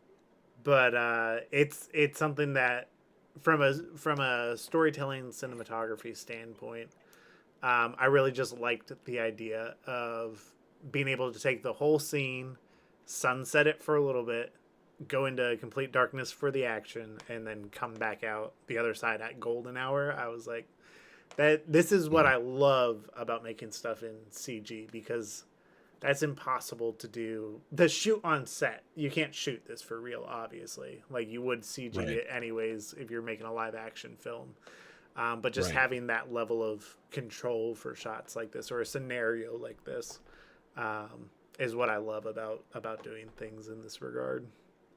That is one thing I did want to ask about was what were there any are there any like real world film techniques? Because I seem to recall that you're that you're more that you have like industry experience with like real world cameras and post and all that stuff. So are there real filmmaking techniques that you've been able to implement into CG? Oh, 100%. I think that's like you find those are kind of like those kind of oh, I had words and stuff. You know what I'm talking about, but anyway, go ahead. No, 100%. No, so I feel like that's the one edge I've had in all of this, because I only got into doing 3D at all back in 2021, and so this is like has just been an application of the knowledge that I do have and how I would do things on set or scenarios I wish I would have had to film something in. This shot, for example, is like the lights are already off as far as what this entire scene is, and then it's just taking like one light and just closing it like over time to get the effect of it closing. It's not like I'm using the actual sun to get this shot specifically. So there are definitely things that I'm thinking about and pulling from in my real world experience, but now being able to do it in CG and either have more control over it or think about it in a way of like, okay, if I was going to shoot this, you know, where would I be, or how would it feel, trying to cover this specific scenario, or, you know, whatnot. So there's definitely a bit of that goes into it. Something I'm always thinking about, because you can just make the camera float anywhere that you want. I'm always thinking about, if I was holding the camera, where would I be standing, or how would I move? Like, you know, if I'm going to do this kind of shot, then I also have to think about like, okay, is that like a steady cam that I'm handing off, or, you know, whatnot. I'm always trying to think about it in those ways, and it's why I don't do like crazy shots of like, you know, oh, like I'll go through and around his finger while it's on the trigger and come out the other side. Right. Where it's like, I could do that Right. shot if I really wanted to. But I just Yep. like approaching it in a more grounded way of how I would film it in real life, because that's kind of the high I've been chasing in my filmmaking career, and it's not been until now that I've been able to actually fulfill a lot of that. I got you. That makes a lot of sense. That is my favorite shot, by the way. The one that we were just paused on. That is my Yeah. favorite shot. I love the shot. Looks great. Thank you. I was thinking about this too earlier. Like this is a rather unique style, but it also, like, this does look like the game. It fits in the game. I can't call it backlit though, but like you're using the silhouettes. Mm-hmm. It's a really unique feel, but it's also familiar. It's what you would see in the game. Yeah, Especially in a lot of the environment stuff. A lot of whenever a snowstorm or a sandstorm hits or whatever, it's like silhouette time. Like time to find an outline and just mag dump it. Yeah. No, and this is all very heavily inspired by The Gray, as far as some of the scenes in that. I don't think I've seen that. That's the one where Liam Neeson is in a plane crash, and they're it's basically like humanity versus a pack of wolves, and the wolves are like kind of surrounding these survivors and picking them off one by one. It's a great film. It sounds awesome. How have I not seen that? That sounds awesome. Oh, if you love your long shots, you will love The Gray. I love my long shots. The Gray. I'm writing it down. It's such a good, like, nature is brutal, but like, man, take a look at how pretty it is while this guy bleeds out in the small corner of frame, you know. So that's what this is heavily inspired by. Very cool.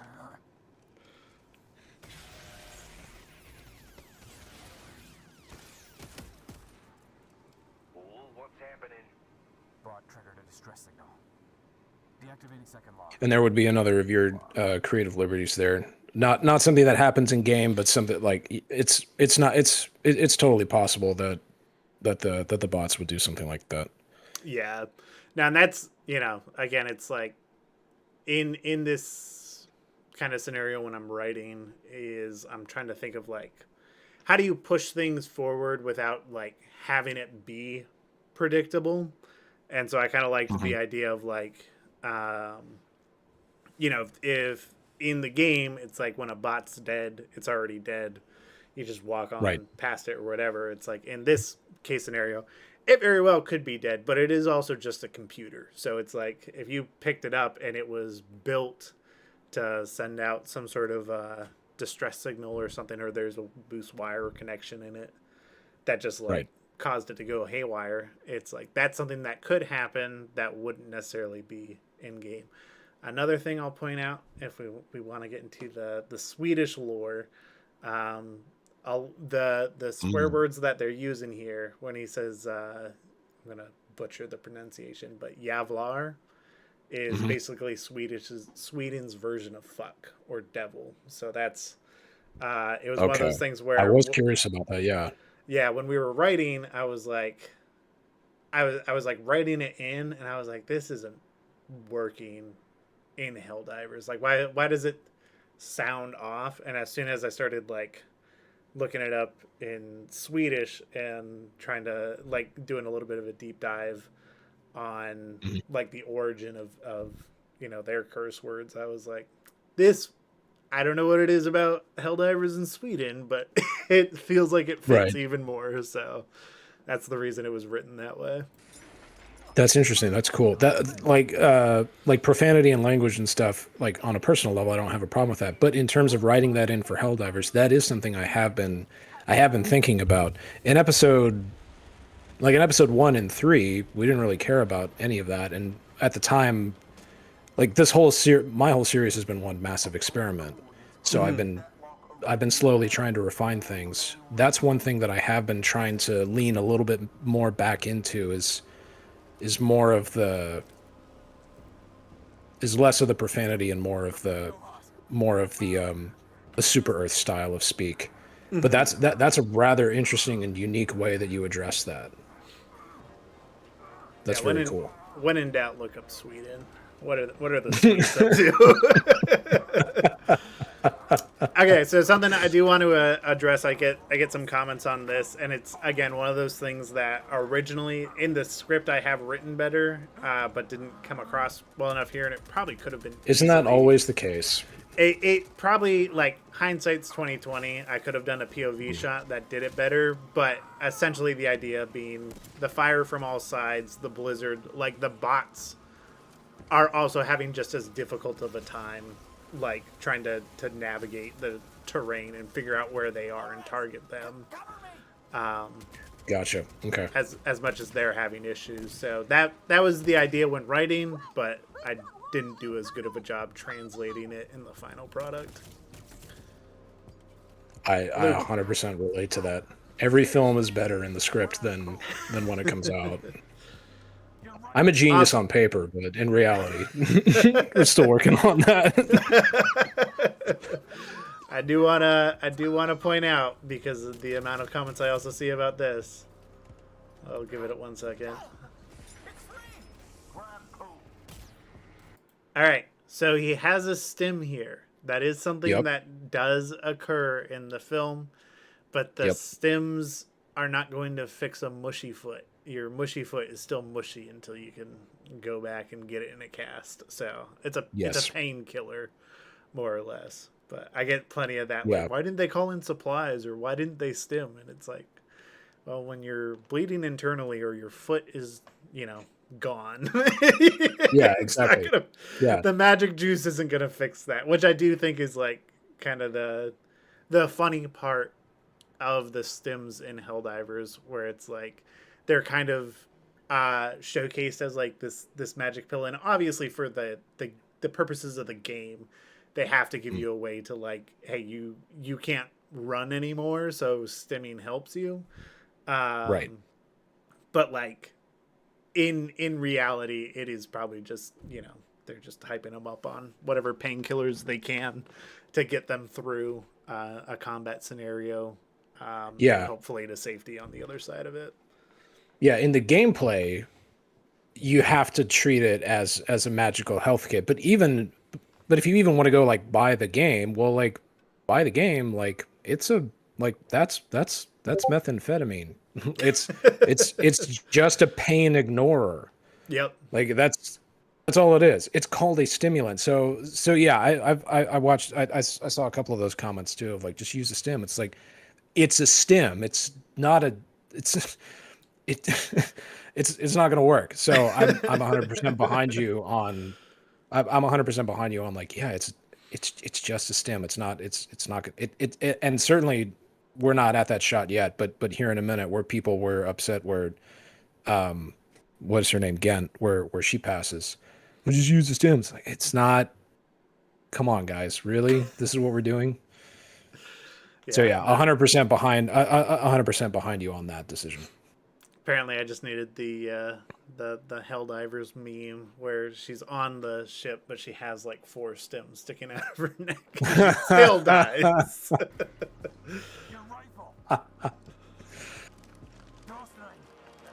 I've thought about doing like versions of I've thought about doing like versions of episodes where like we just take the viewers' comments and then we just make that, and then it just ends up being like super lame. we can AI generate it. Yes, dude. Yes. So another Swedish lore moment here, and this is where I really need to go in and do the official subtitles for this. So the word he says here, because this was an example of where in the original script, the guy said he just said drag me, and then Luke read it and he was like, in a military scenario, like he'd be yelling something like top plate instead, because that's communicating it a lot faster and that's the kind of vernacular they would use. And then like in the writing of the next draft of the script, I was like, him like yelling top plate, like there's something about it that isn't fitting here. And part of it just kind of goes back to, it's like how much from like what would be current day and age of our real life experience versus what it's like 100 years in the future, and in the kind of future that Helldivers is like, how do those things change, or how else would you approach it? So going again to Sweden, I found a dictionary online of like Swedish. It was like I can't remember if it was a survival guide or what, but it was basically like military Swedish terms. And the word he says here, again, I'm probably going to butcher it, but he says Trostrang, which is a baggage boy in the military in the 1800s. And so the idea being that he's the baggage, and he's the guy in the white wolf armor with the stutter, he's the baggage boy, and he needs to drag him because that's what gotcha. They were called back then in the Swedish military. Gotcha. Okay, that's fun. That's pretty cool. I don't know if dragging your teammates is a mechanic I won the game or not. It's a little Battlefield 6 for me. I'm not sure, but definitely like passing weapons or whatever. I mean, that's cool.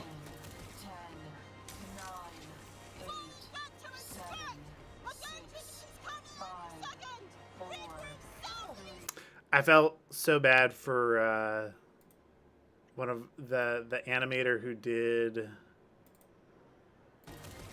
this shot specifically. I had recorded the motion capture for him, and shout out to Ludwig. He took the motion capture and he was trying to work with it, but there was something on his computer where the model combined with the plasma rifle like kept crashing Unreal for him, and he was like, I don't know what it is about it, but when I take the mocap file off, it's fine. And so he ended up reanimating the entire shot by hand instead. No way. So this was originally gonna be motion capture, and then he just he looked at the motion capture as a reference and reanimated it by hand. There you go. What a champ. That's awesome. Yeah, he's awesome.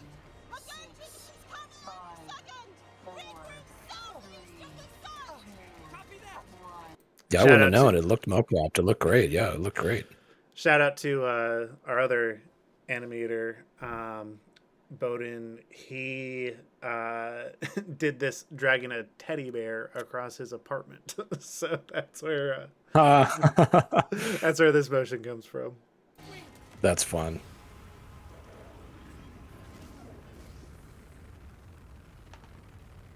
Yeah, motion capture is something else. Like there are times where I think about like releasing like some of the like raw footage from like my camera, and I'm like, I don't know, like it's so awkward looking. Like you're just standing there, like in your room, pointing an airsoft gun at the wall.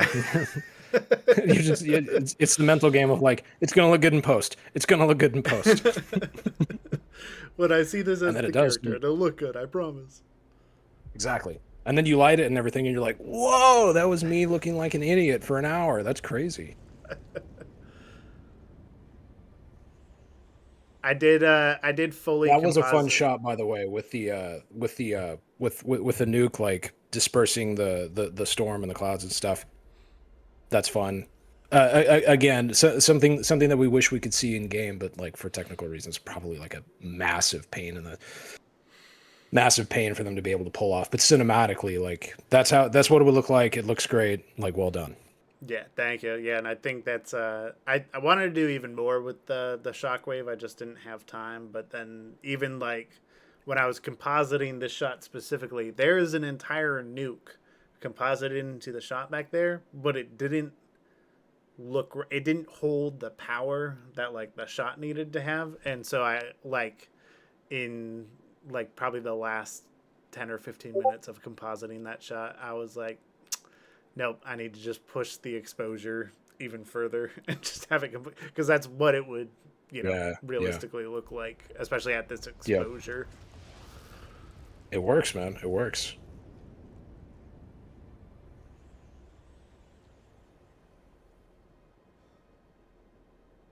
As is customary with the Federation's embrace, please stand and salute for the Super Earth National Anthem. Putting the metahumans to good use. Those look great.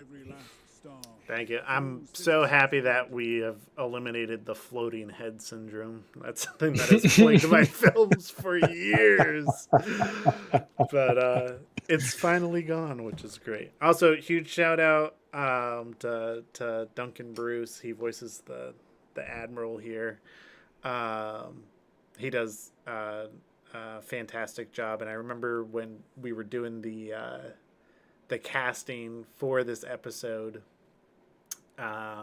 his audition had come in and it was in like our top selections, and when I heard it, I was like, this sounds like this brings me back to somebody, some random dude who read the entire Lord of the Rings or the entire Chronicles of Narnia and recorded the audio tape version of that and played it back. I was like, this guy needs, he's the only guy in my mind that can carry the end of this film. so he did a wonderful job, kind of voicing this character, but then also just like, carrying the rest of the film across the finish line, because it's a decent chunk where it's taking something like the Super Earth National Anthem and not singing it, and doing it in a way that feels convincing, but also has like the weight and the gravity that the film kind of demands in this moment. Spilled in your righteous wars. Honor their deaths, do your parts for the cause. Steadfast support of our regime is how humankind reigns supreme. I remember watching this back for I forget how many times, and it was the last time I watched it back. I was like, this like it feels like a proper show. Like it feels like something that I would see on TV. It feels like it feels like it's a proper production. It feels like something that I would flip on, that I would find on Netflix. If it has the structure and the organization there, it feels professionally made. It feels put together. Thank you. I really appreciate that. That's great praise. Democracy is the true path. That's what we're aiming for. White, yellow, blue, flying on all the worlds. Justice and hope are forever. Another shout out to Danny. She did a great job with the coffins too. They look great. Paved with the skulls of those who've died. It's another good shot, very well lit. I like it. Of Super Earth pride, a torrent that can't be satisfied. We sacrifice for paradise. Anything less will not suffice. Citizens rise, liberty rise, Super Earth rise up to the skies. Stay free for liberty, for democracy, for Super Earth. Symbolism with the sun crossing over his face again. And that is episode 1, man. That's awesome.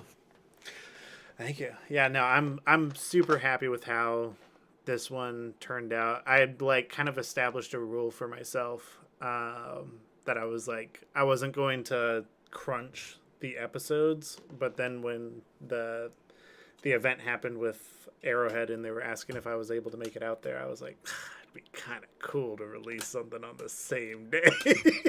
It would. Yeah. So I'm really awesome, happy man. with the quality that it still turned out as, and it also, like, I feel like for me this episode was great proving ground of everything that by the end of For Liberty I was like, if I could go back and redo everything, this is like in my head how I would do it. So seeing that actually executed in a complete film in just 7 weeks, I was like, that's like that is it's plausible because we actually did it. Yep. And so that's something that, you know, I probably won't crunch as much on future episodes, but knowing that it is a possibility, or that it's out there, is definitely cool to see. Yeah. Very, very cool proving ground. I do have a few more questions. I hate to interrupt this. I mean, we're like right in the middle of it. I do have a housekeeping thing that I have to take care of right quick. So I hate to do it, but I will be right back. Oh, no, not a problem. I'll and answer we some will, questions from my chat real quick while you take care of that. Yep, that'd be great. I'll be right back. Cool. Hey guys, how's it going? From Wasp, had MetaHuman not worked, taken too long to figure out, would you have just stuck with helmeting all the characters? So it's funny because MetaHumans were like one of the big draws for me with Unreal Engine, because they were like in super duper early, and so that was like when I saw the early betas of them, I was like, holy crap, you can do this? That'd be so crazy. And you can have a character that looks like that and get it for free. Let's go. And so that was always a draw for me to get into this in the first place.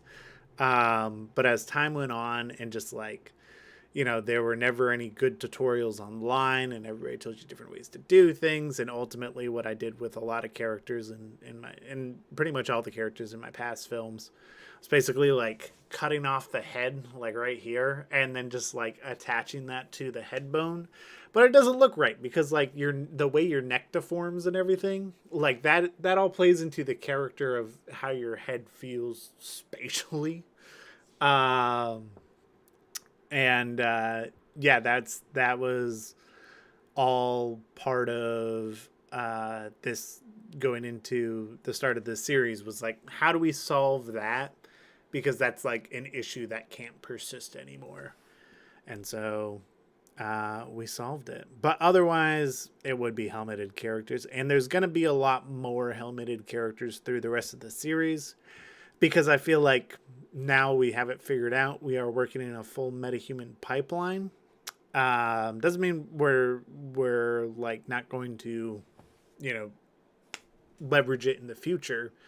But it's like, it's something that we figured out, and now I want to start figuring out some other stuff. When are you gonna sleep, bro? Says Mrs. Coalition. Soon. Well, episode 2. Sorry, I've been holding in that cough. Well, episode 2 going to bring the tone of urban warfare, street level crime, chaos vibes. Episode 2 is basically a 1980s cops film on drugs. So, busting drugs on drugs is episode 2. Oh, hey, Sam's back. Came at just the right time. That was a fantastic plug for episode 2. There it is. All right. I want to make sure before we wrap things up. I know you had mentioned you had some questions. Let's go ahead and tackle some of those, shall we? Yeah. So what is the series going to be like moving forward? Like you're going to be taking a look at the war bonds, and I am curious how you're going to be implementing those in terms of your narratives. Like, what are you guys looking at? How are you guys deciding how to construct narratives around those? How are you deciding how to combine them? But what is the overall goal or objective of the series? What are you trying to communicate? What are you hoping that people are going to get once the series is all said and done and you've got all 8 episodes out? Yeah. So, as far as the broader overview of what it's going to be like, I definitely want it to be a true anthology in the sense that like every episode is a different flavor, but like it's all part of the same meal, you know? So it's like, you know, this is like the episode 1 was like definitely more, if you were to equate it to like, you know, dining, it definitely leads into like the more bitter tones of it. And some of the harsher realities. But then like, you know, episode 2 is like, oh, but then they rolled out, you know, something sweet or a little palate cleanser. And then like, we're going to roll into like another episode that is more about like, you know, the more indomitable human spirit side of things and stuff like that. So each episode is going to be a little bit different in the way that it is delivered, but it's all coming from this place of taking the war bonds and parts of the world of Helldivers that you don't get to see, and really amplifying that or giving it a stage. So, you know, in this case, it was about following a squad in the war bond sense, because this was like another thing where it's like the war bonds are so unique as far as the armor sets and stuff goes that like if you call in reinforcements, it has to be, you know, a B01 tactical standard issue Helldiver, but then when it's a B01, you know, tactical standard issue Helldiver, it's gotta be the Helldivers that were in for Liberty. Aside, like, you know, you had the ones that got wore down over the course of the story and became less like that. But when they first dropped down, I feel like to be true to what Helldivers is, that's what those kinds of divers have to be. In, you know, case in point to your episode 4, it's like that's very much so what the cadet is. He's still like he got out of the Hell Pod fueled on the propaganda. And so diving into each of these war bonds, I feel like there's a little bit more liberties to dive into, like, you know, how does this squad function? Or, you know, I always think from the perspective of when my mom watches this, she's going to be like, well, why are they dressed differently than these guys or whatever? Sure. And it's like, you know, keeping that in mind for something like this, it's like, you know, this is the Polar Patriots specifically are supposed to be a specialized unit who aren't in the you know, here's your 10 minutes of training and get on out there. Like, they've had a little bit more experience than that in the war. Sure. So I definitely want the films to highlight that a little bit more, because if you called in reinforcements of, like, you know, another Winter Warrior, now it just looks like you cloned one of the guys, and it's like, well, that's right. not gonna work. Yeah. So. Yeah, that's a tough challenge. My preference is that they all kind of stay inside of the B1 tactical kind of sphere. We changed that a little bit for episode 4, to not to an extreme degree, but to a degree to where it kind of made sense. Because one of the things I was noticing in a lot of comments was that people just liked to have the armors that they liked to wear represented in the film. And that makes sense, but it more makes sense from like a gameplay perspective. And for me, integrating the other armors and the war bonds and stuff, that's been very difficult, because I guess I look at it from too much of an analytical lens of like, well, but these are like, I mean, they're skins, they're their armors. Like, yeah, in some cases they don't really fit very well into there's a couple of cases where they don't fit into the narrative. Something like the Borderline Justice is one that I'm like, what? My what? favorite. It looks great.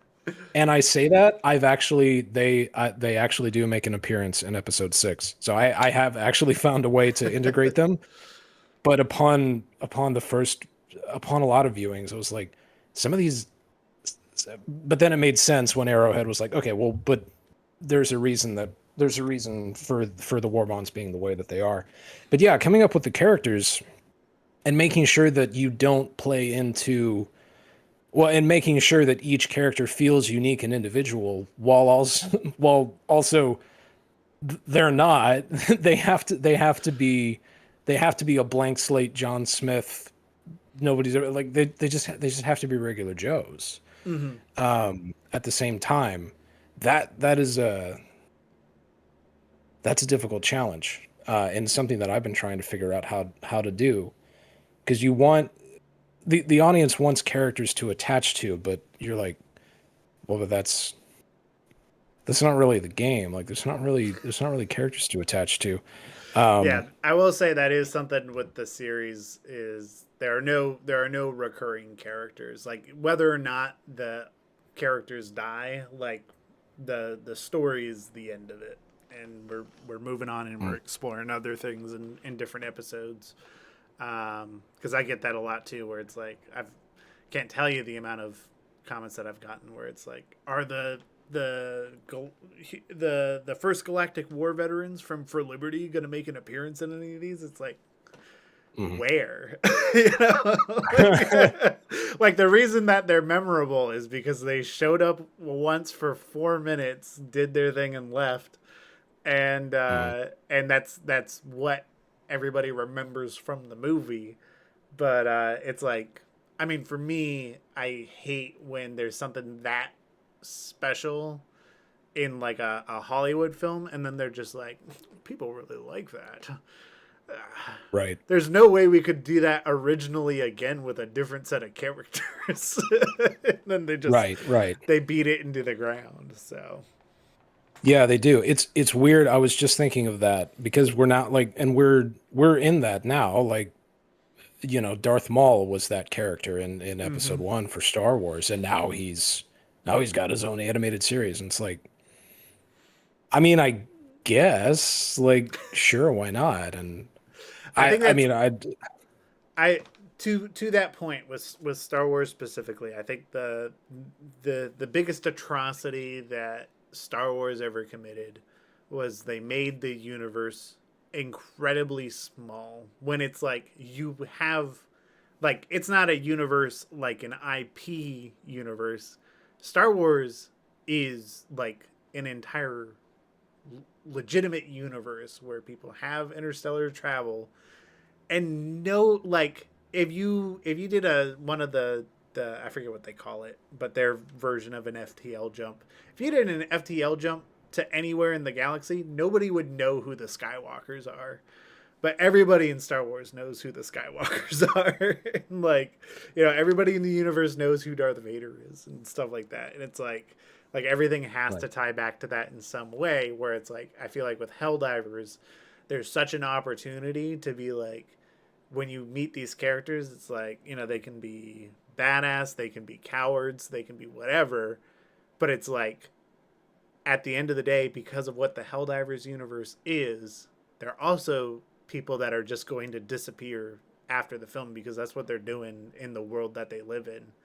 And you know, it's kind of like I don't know if this like gets too much into like the political side of it, but a lot of times that's what happens with people who in our current day and age return from war. And it's like, they did all these things. I mean, that's a lot of World War II veterans. The reason that as a society, we've only recognized them when they're old is because they came back from the Second World War, they went back to work, they disappeared into their lives, and then they started dying, and people were like, wait a second, these guys fought in the Second World War and nobody knows who they are? It's like, that's the reality that we're living in today, in the modern world. And it's like, imagine in the Helldivers universe where like everybody is more or less a barcode to, you know, the greater, you know, the powers that be.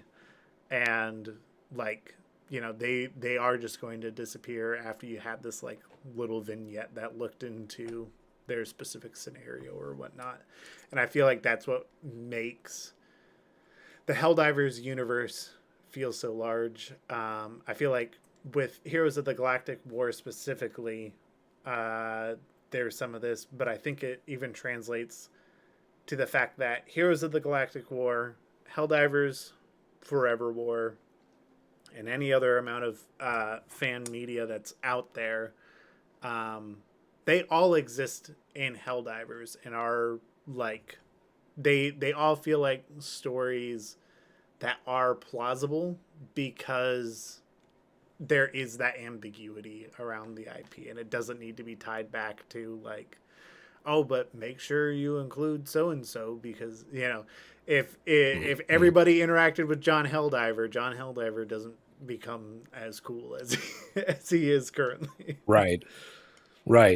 Yeah, that's a tough and tricky balance in terms of trying to give, because you want you want what you're making to be viewed, and especially if you're going to do something like borrow an existing IP, you have to pay homage and respect where that is due.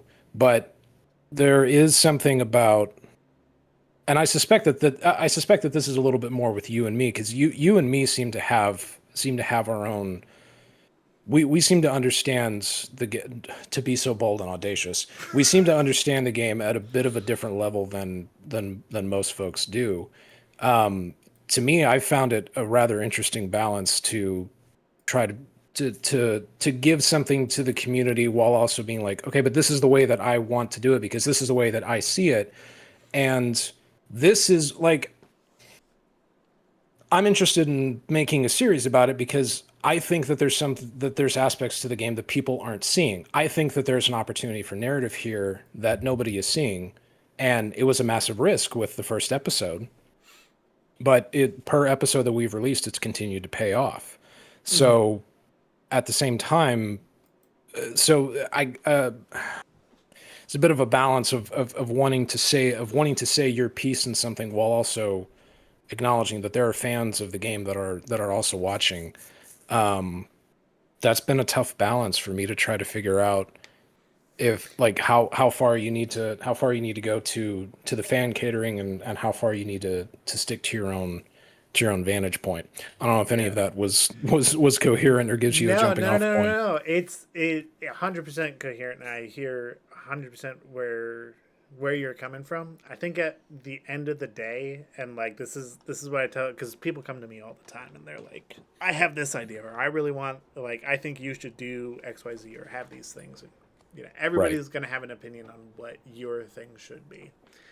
I think what you and I... Yes, but everyone would love you and me to make a red versus blue Helldiver series. No, that's what we're doing, don't you know? Right, of course. But of course. How could I forget? I think you and I have fundamentally proven in Helldivers specifically, but I think when it comes to anything, and I think, you know, I'm saying that because we're the ones on the call right now, but there are a number of other creators who have done it in other IPs to great success as well. But we're just dudes. We're just guys. We are sitting at the same computer. I assume you are sitting at the same computers we make these things in, and that's the day and age that we live in now. Where, like, you know, I remember when we first put out like the trailer for Liberty, and we first started talking to Arrowhead.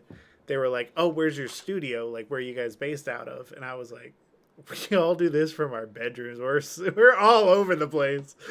And they were like, "What?" And I was like, "We make these movies over Discord." Like, yes, that's how this is all coming together. And so it's like, you know, it's at, like we mentioned earlier, it's like Blender and Unreal, and even Source. It's like they're out there and available for you to use, but you know, there's a very small number of people who are going to cut their teeth on trying to learn what that is, but it is possible, and everybody out here has, you know, access to begin telling those stories in some capacity.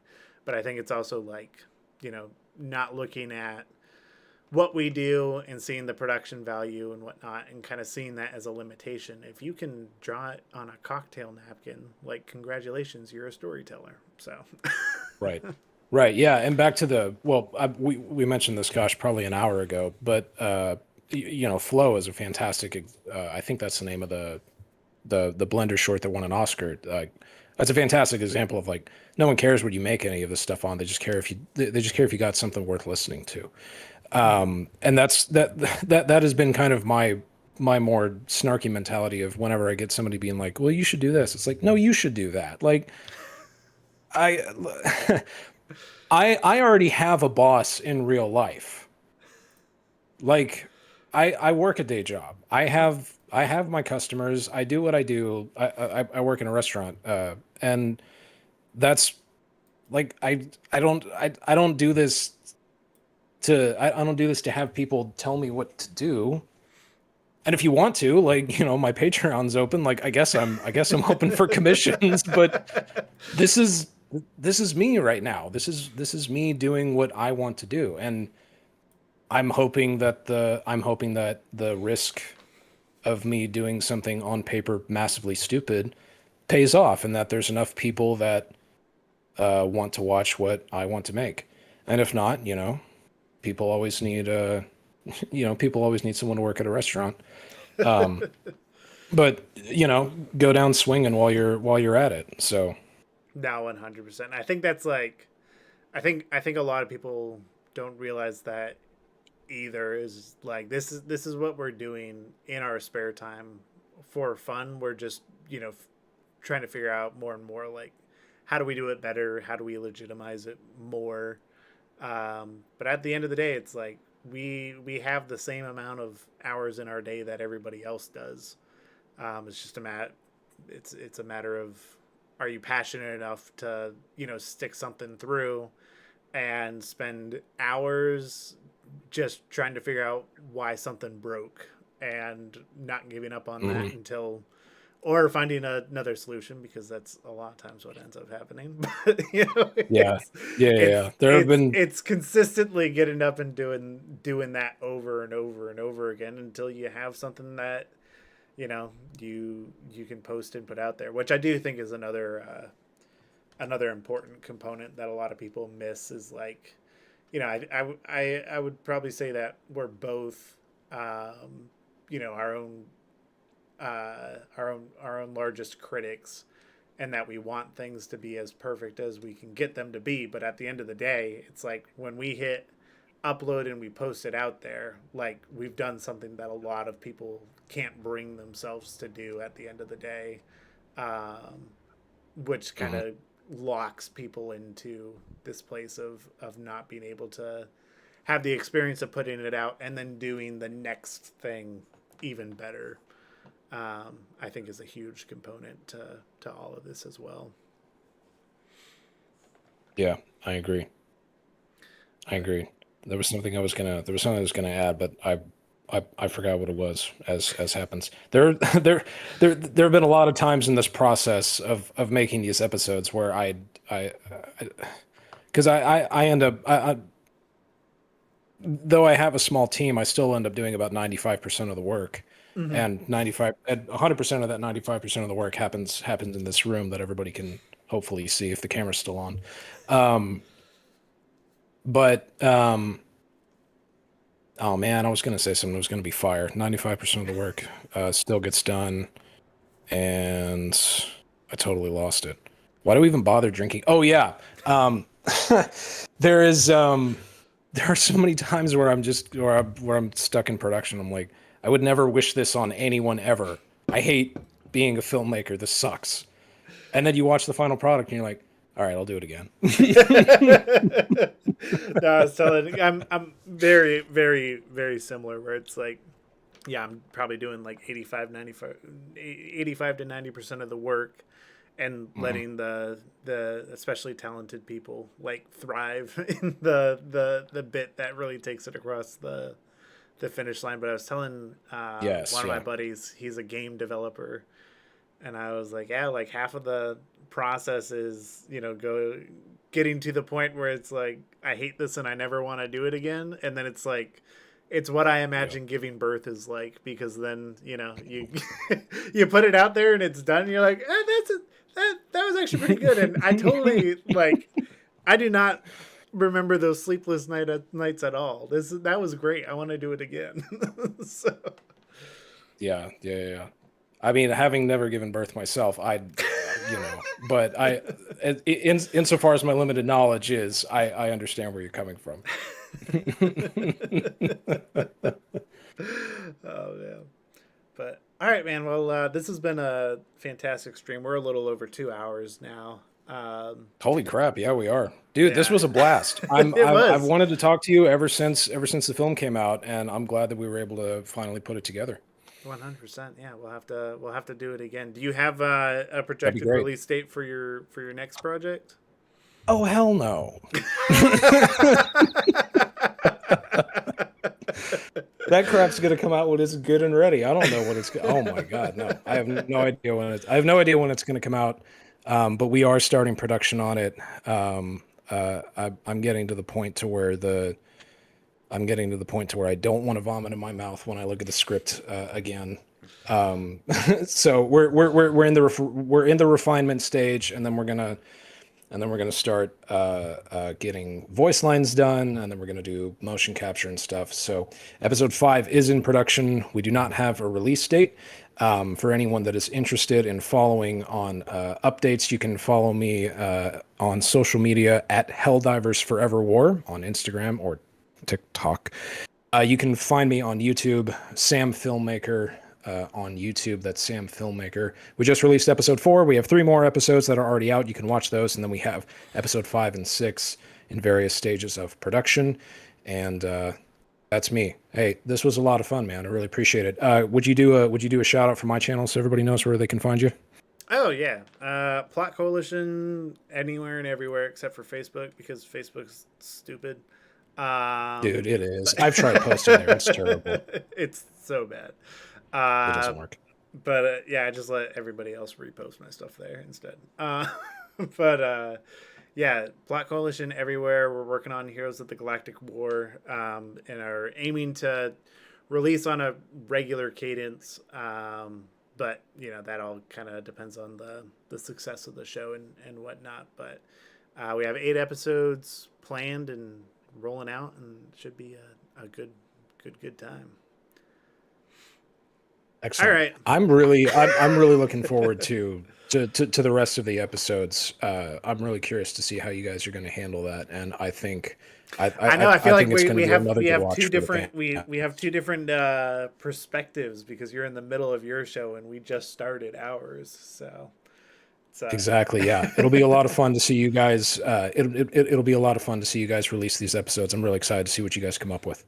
Yeah, likewise. All right, well, everybody, have a good night, and Sam, thank you once again.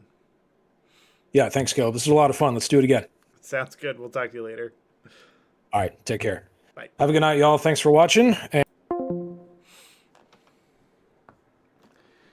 right. End of the live stream. End of the live stream. We'll see y'all later. Bye now. I'm putting the lens cap on the camera. We're doing this again. See y'all. Once I see my camera go away, that's when I'll end the stream. Bye-bye.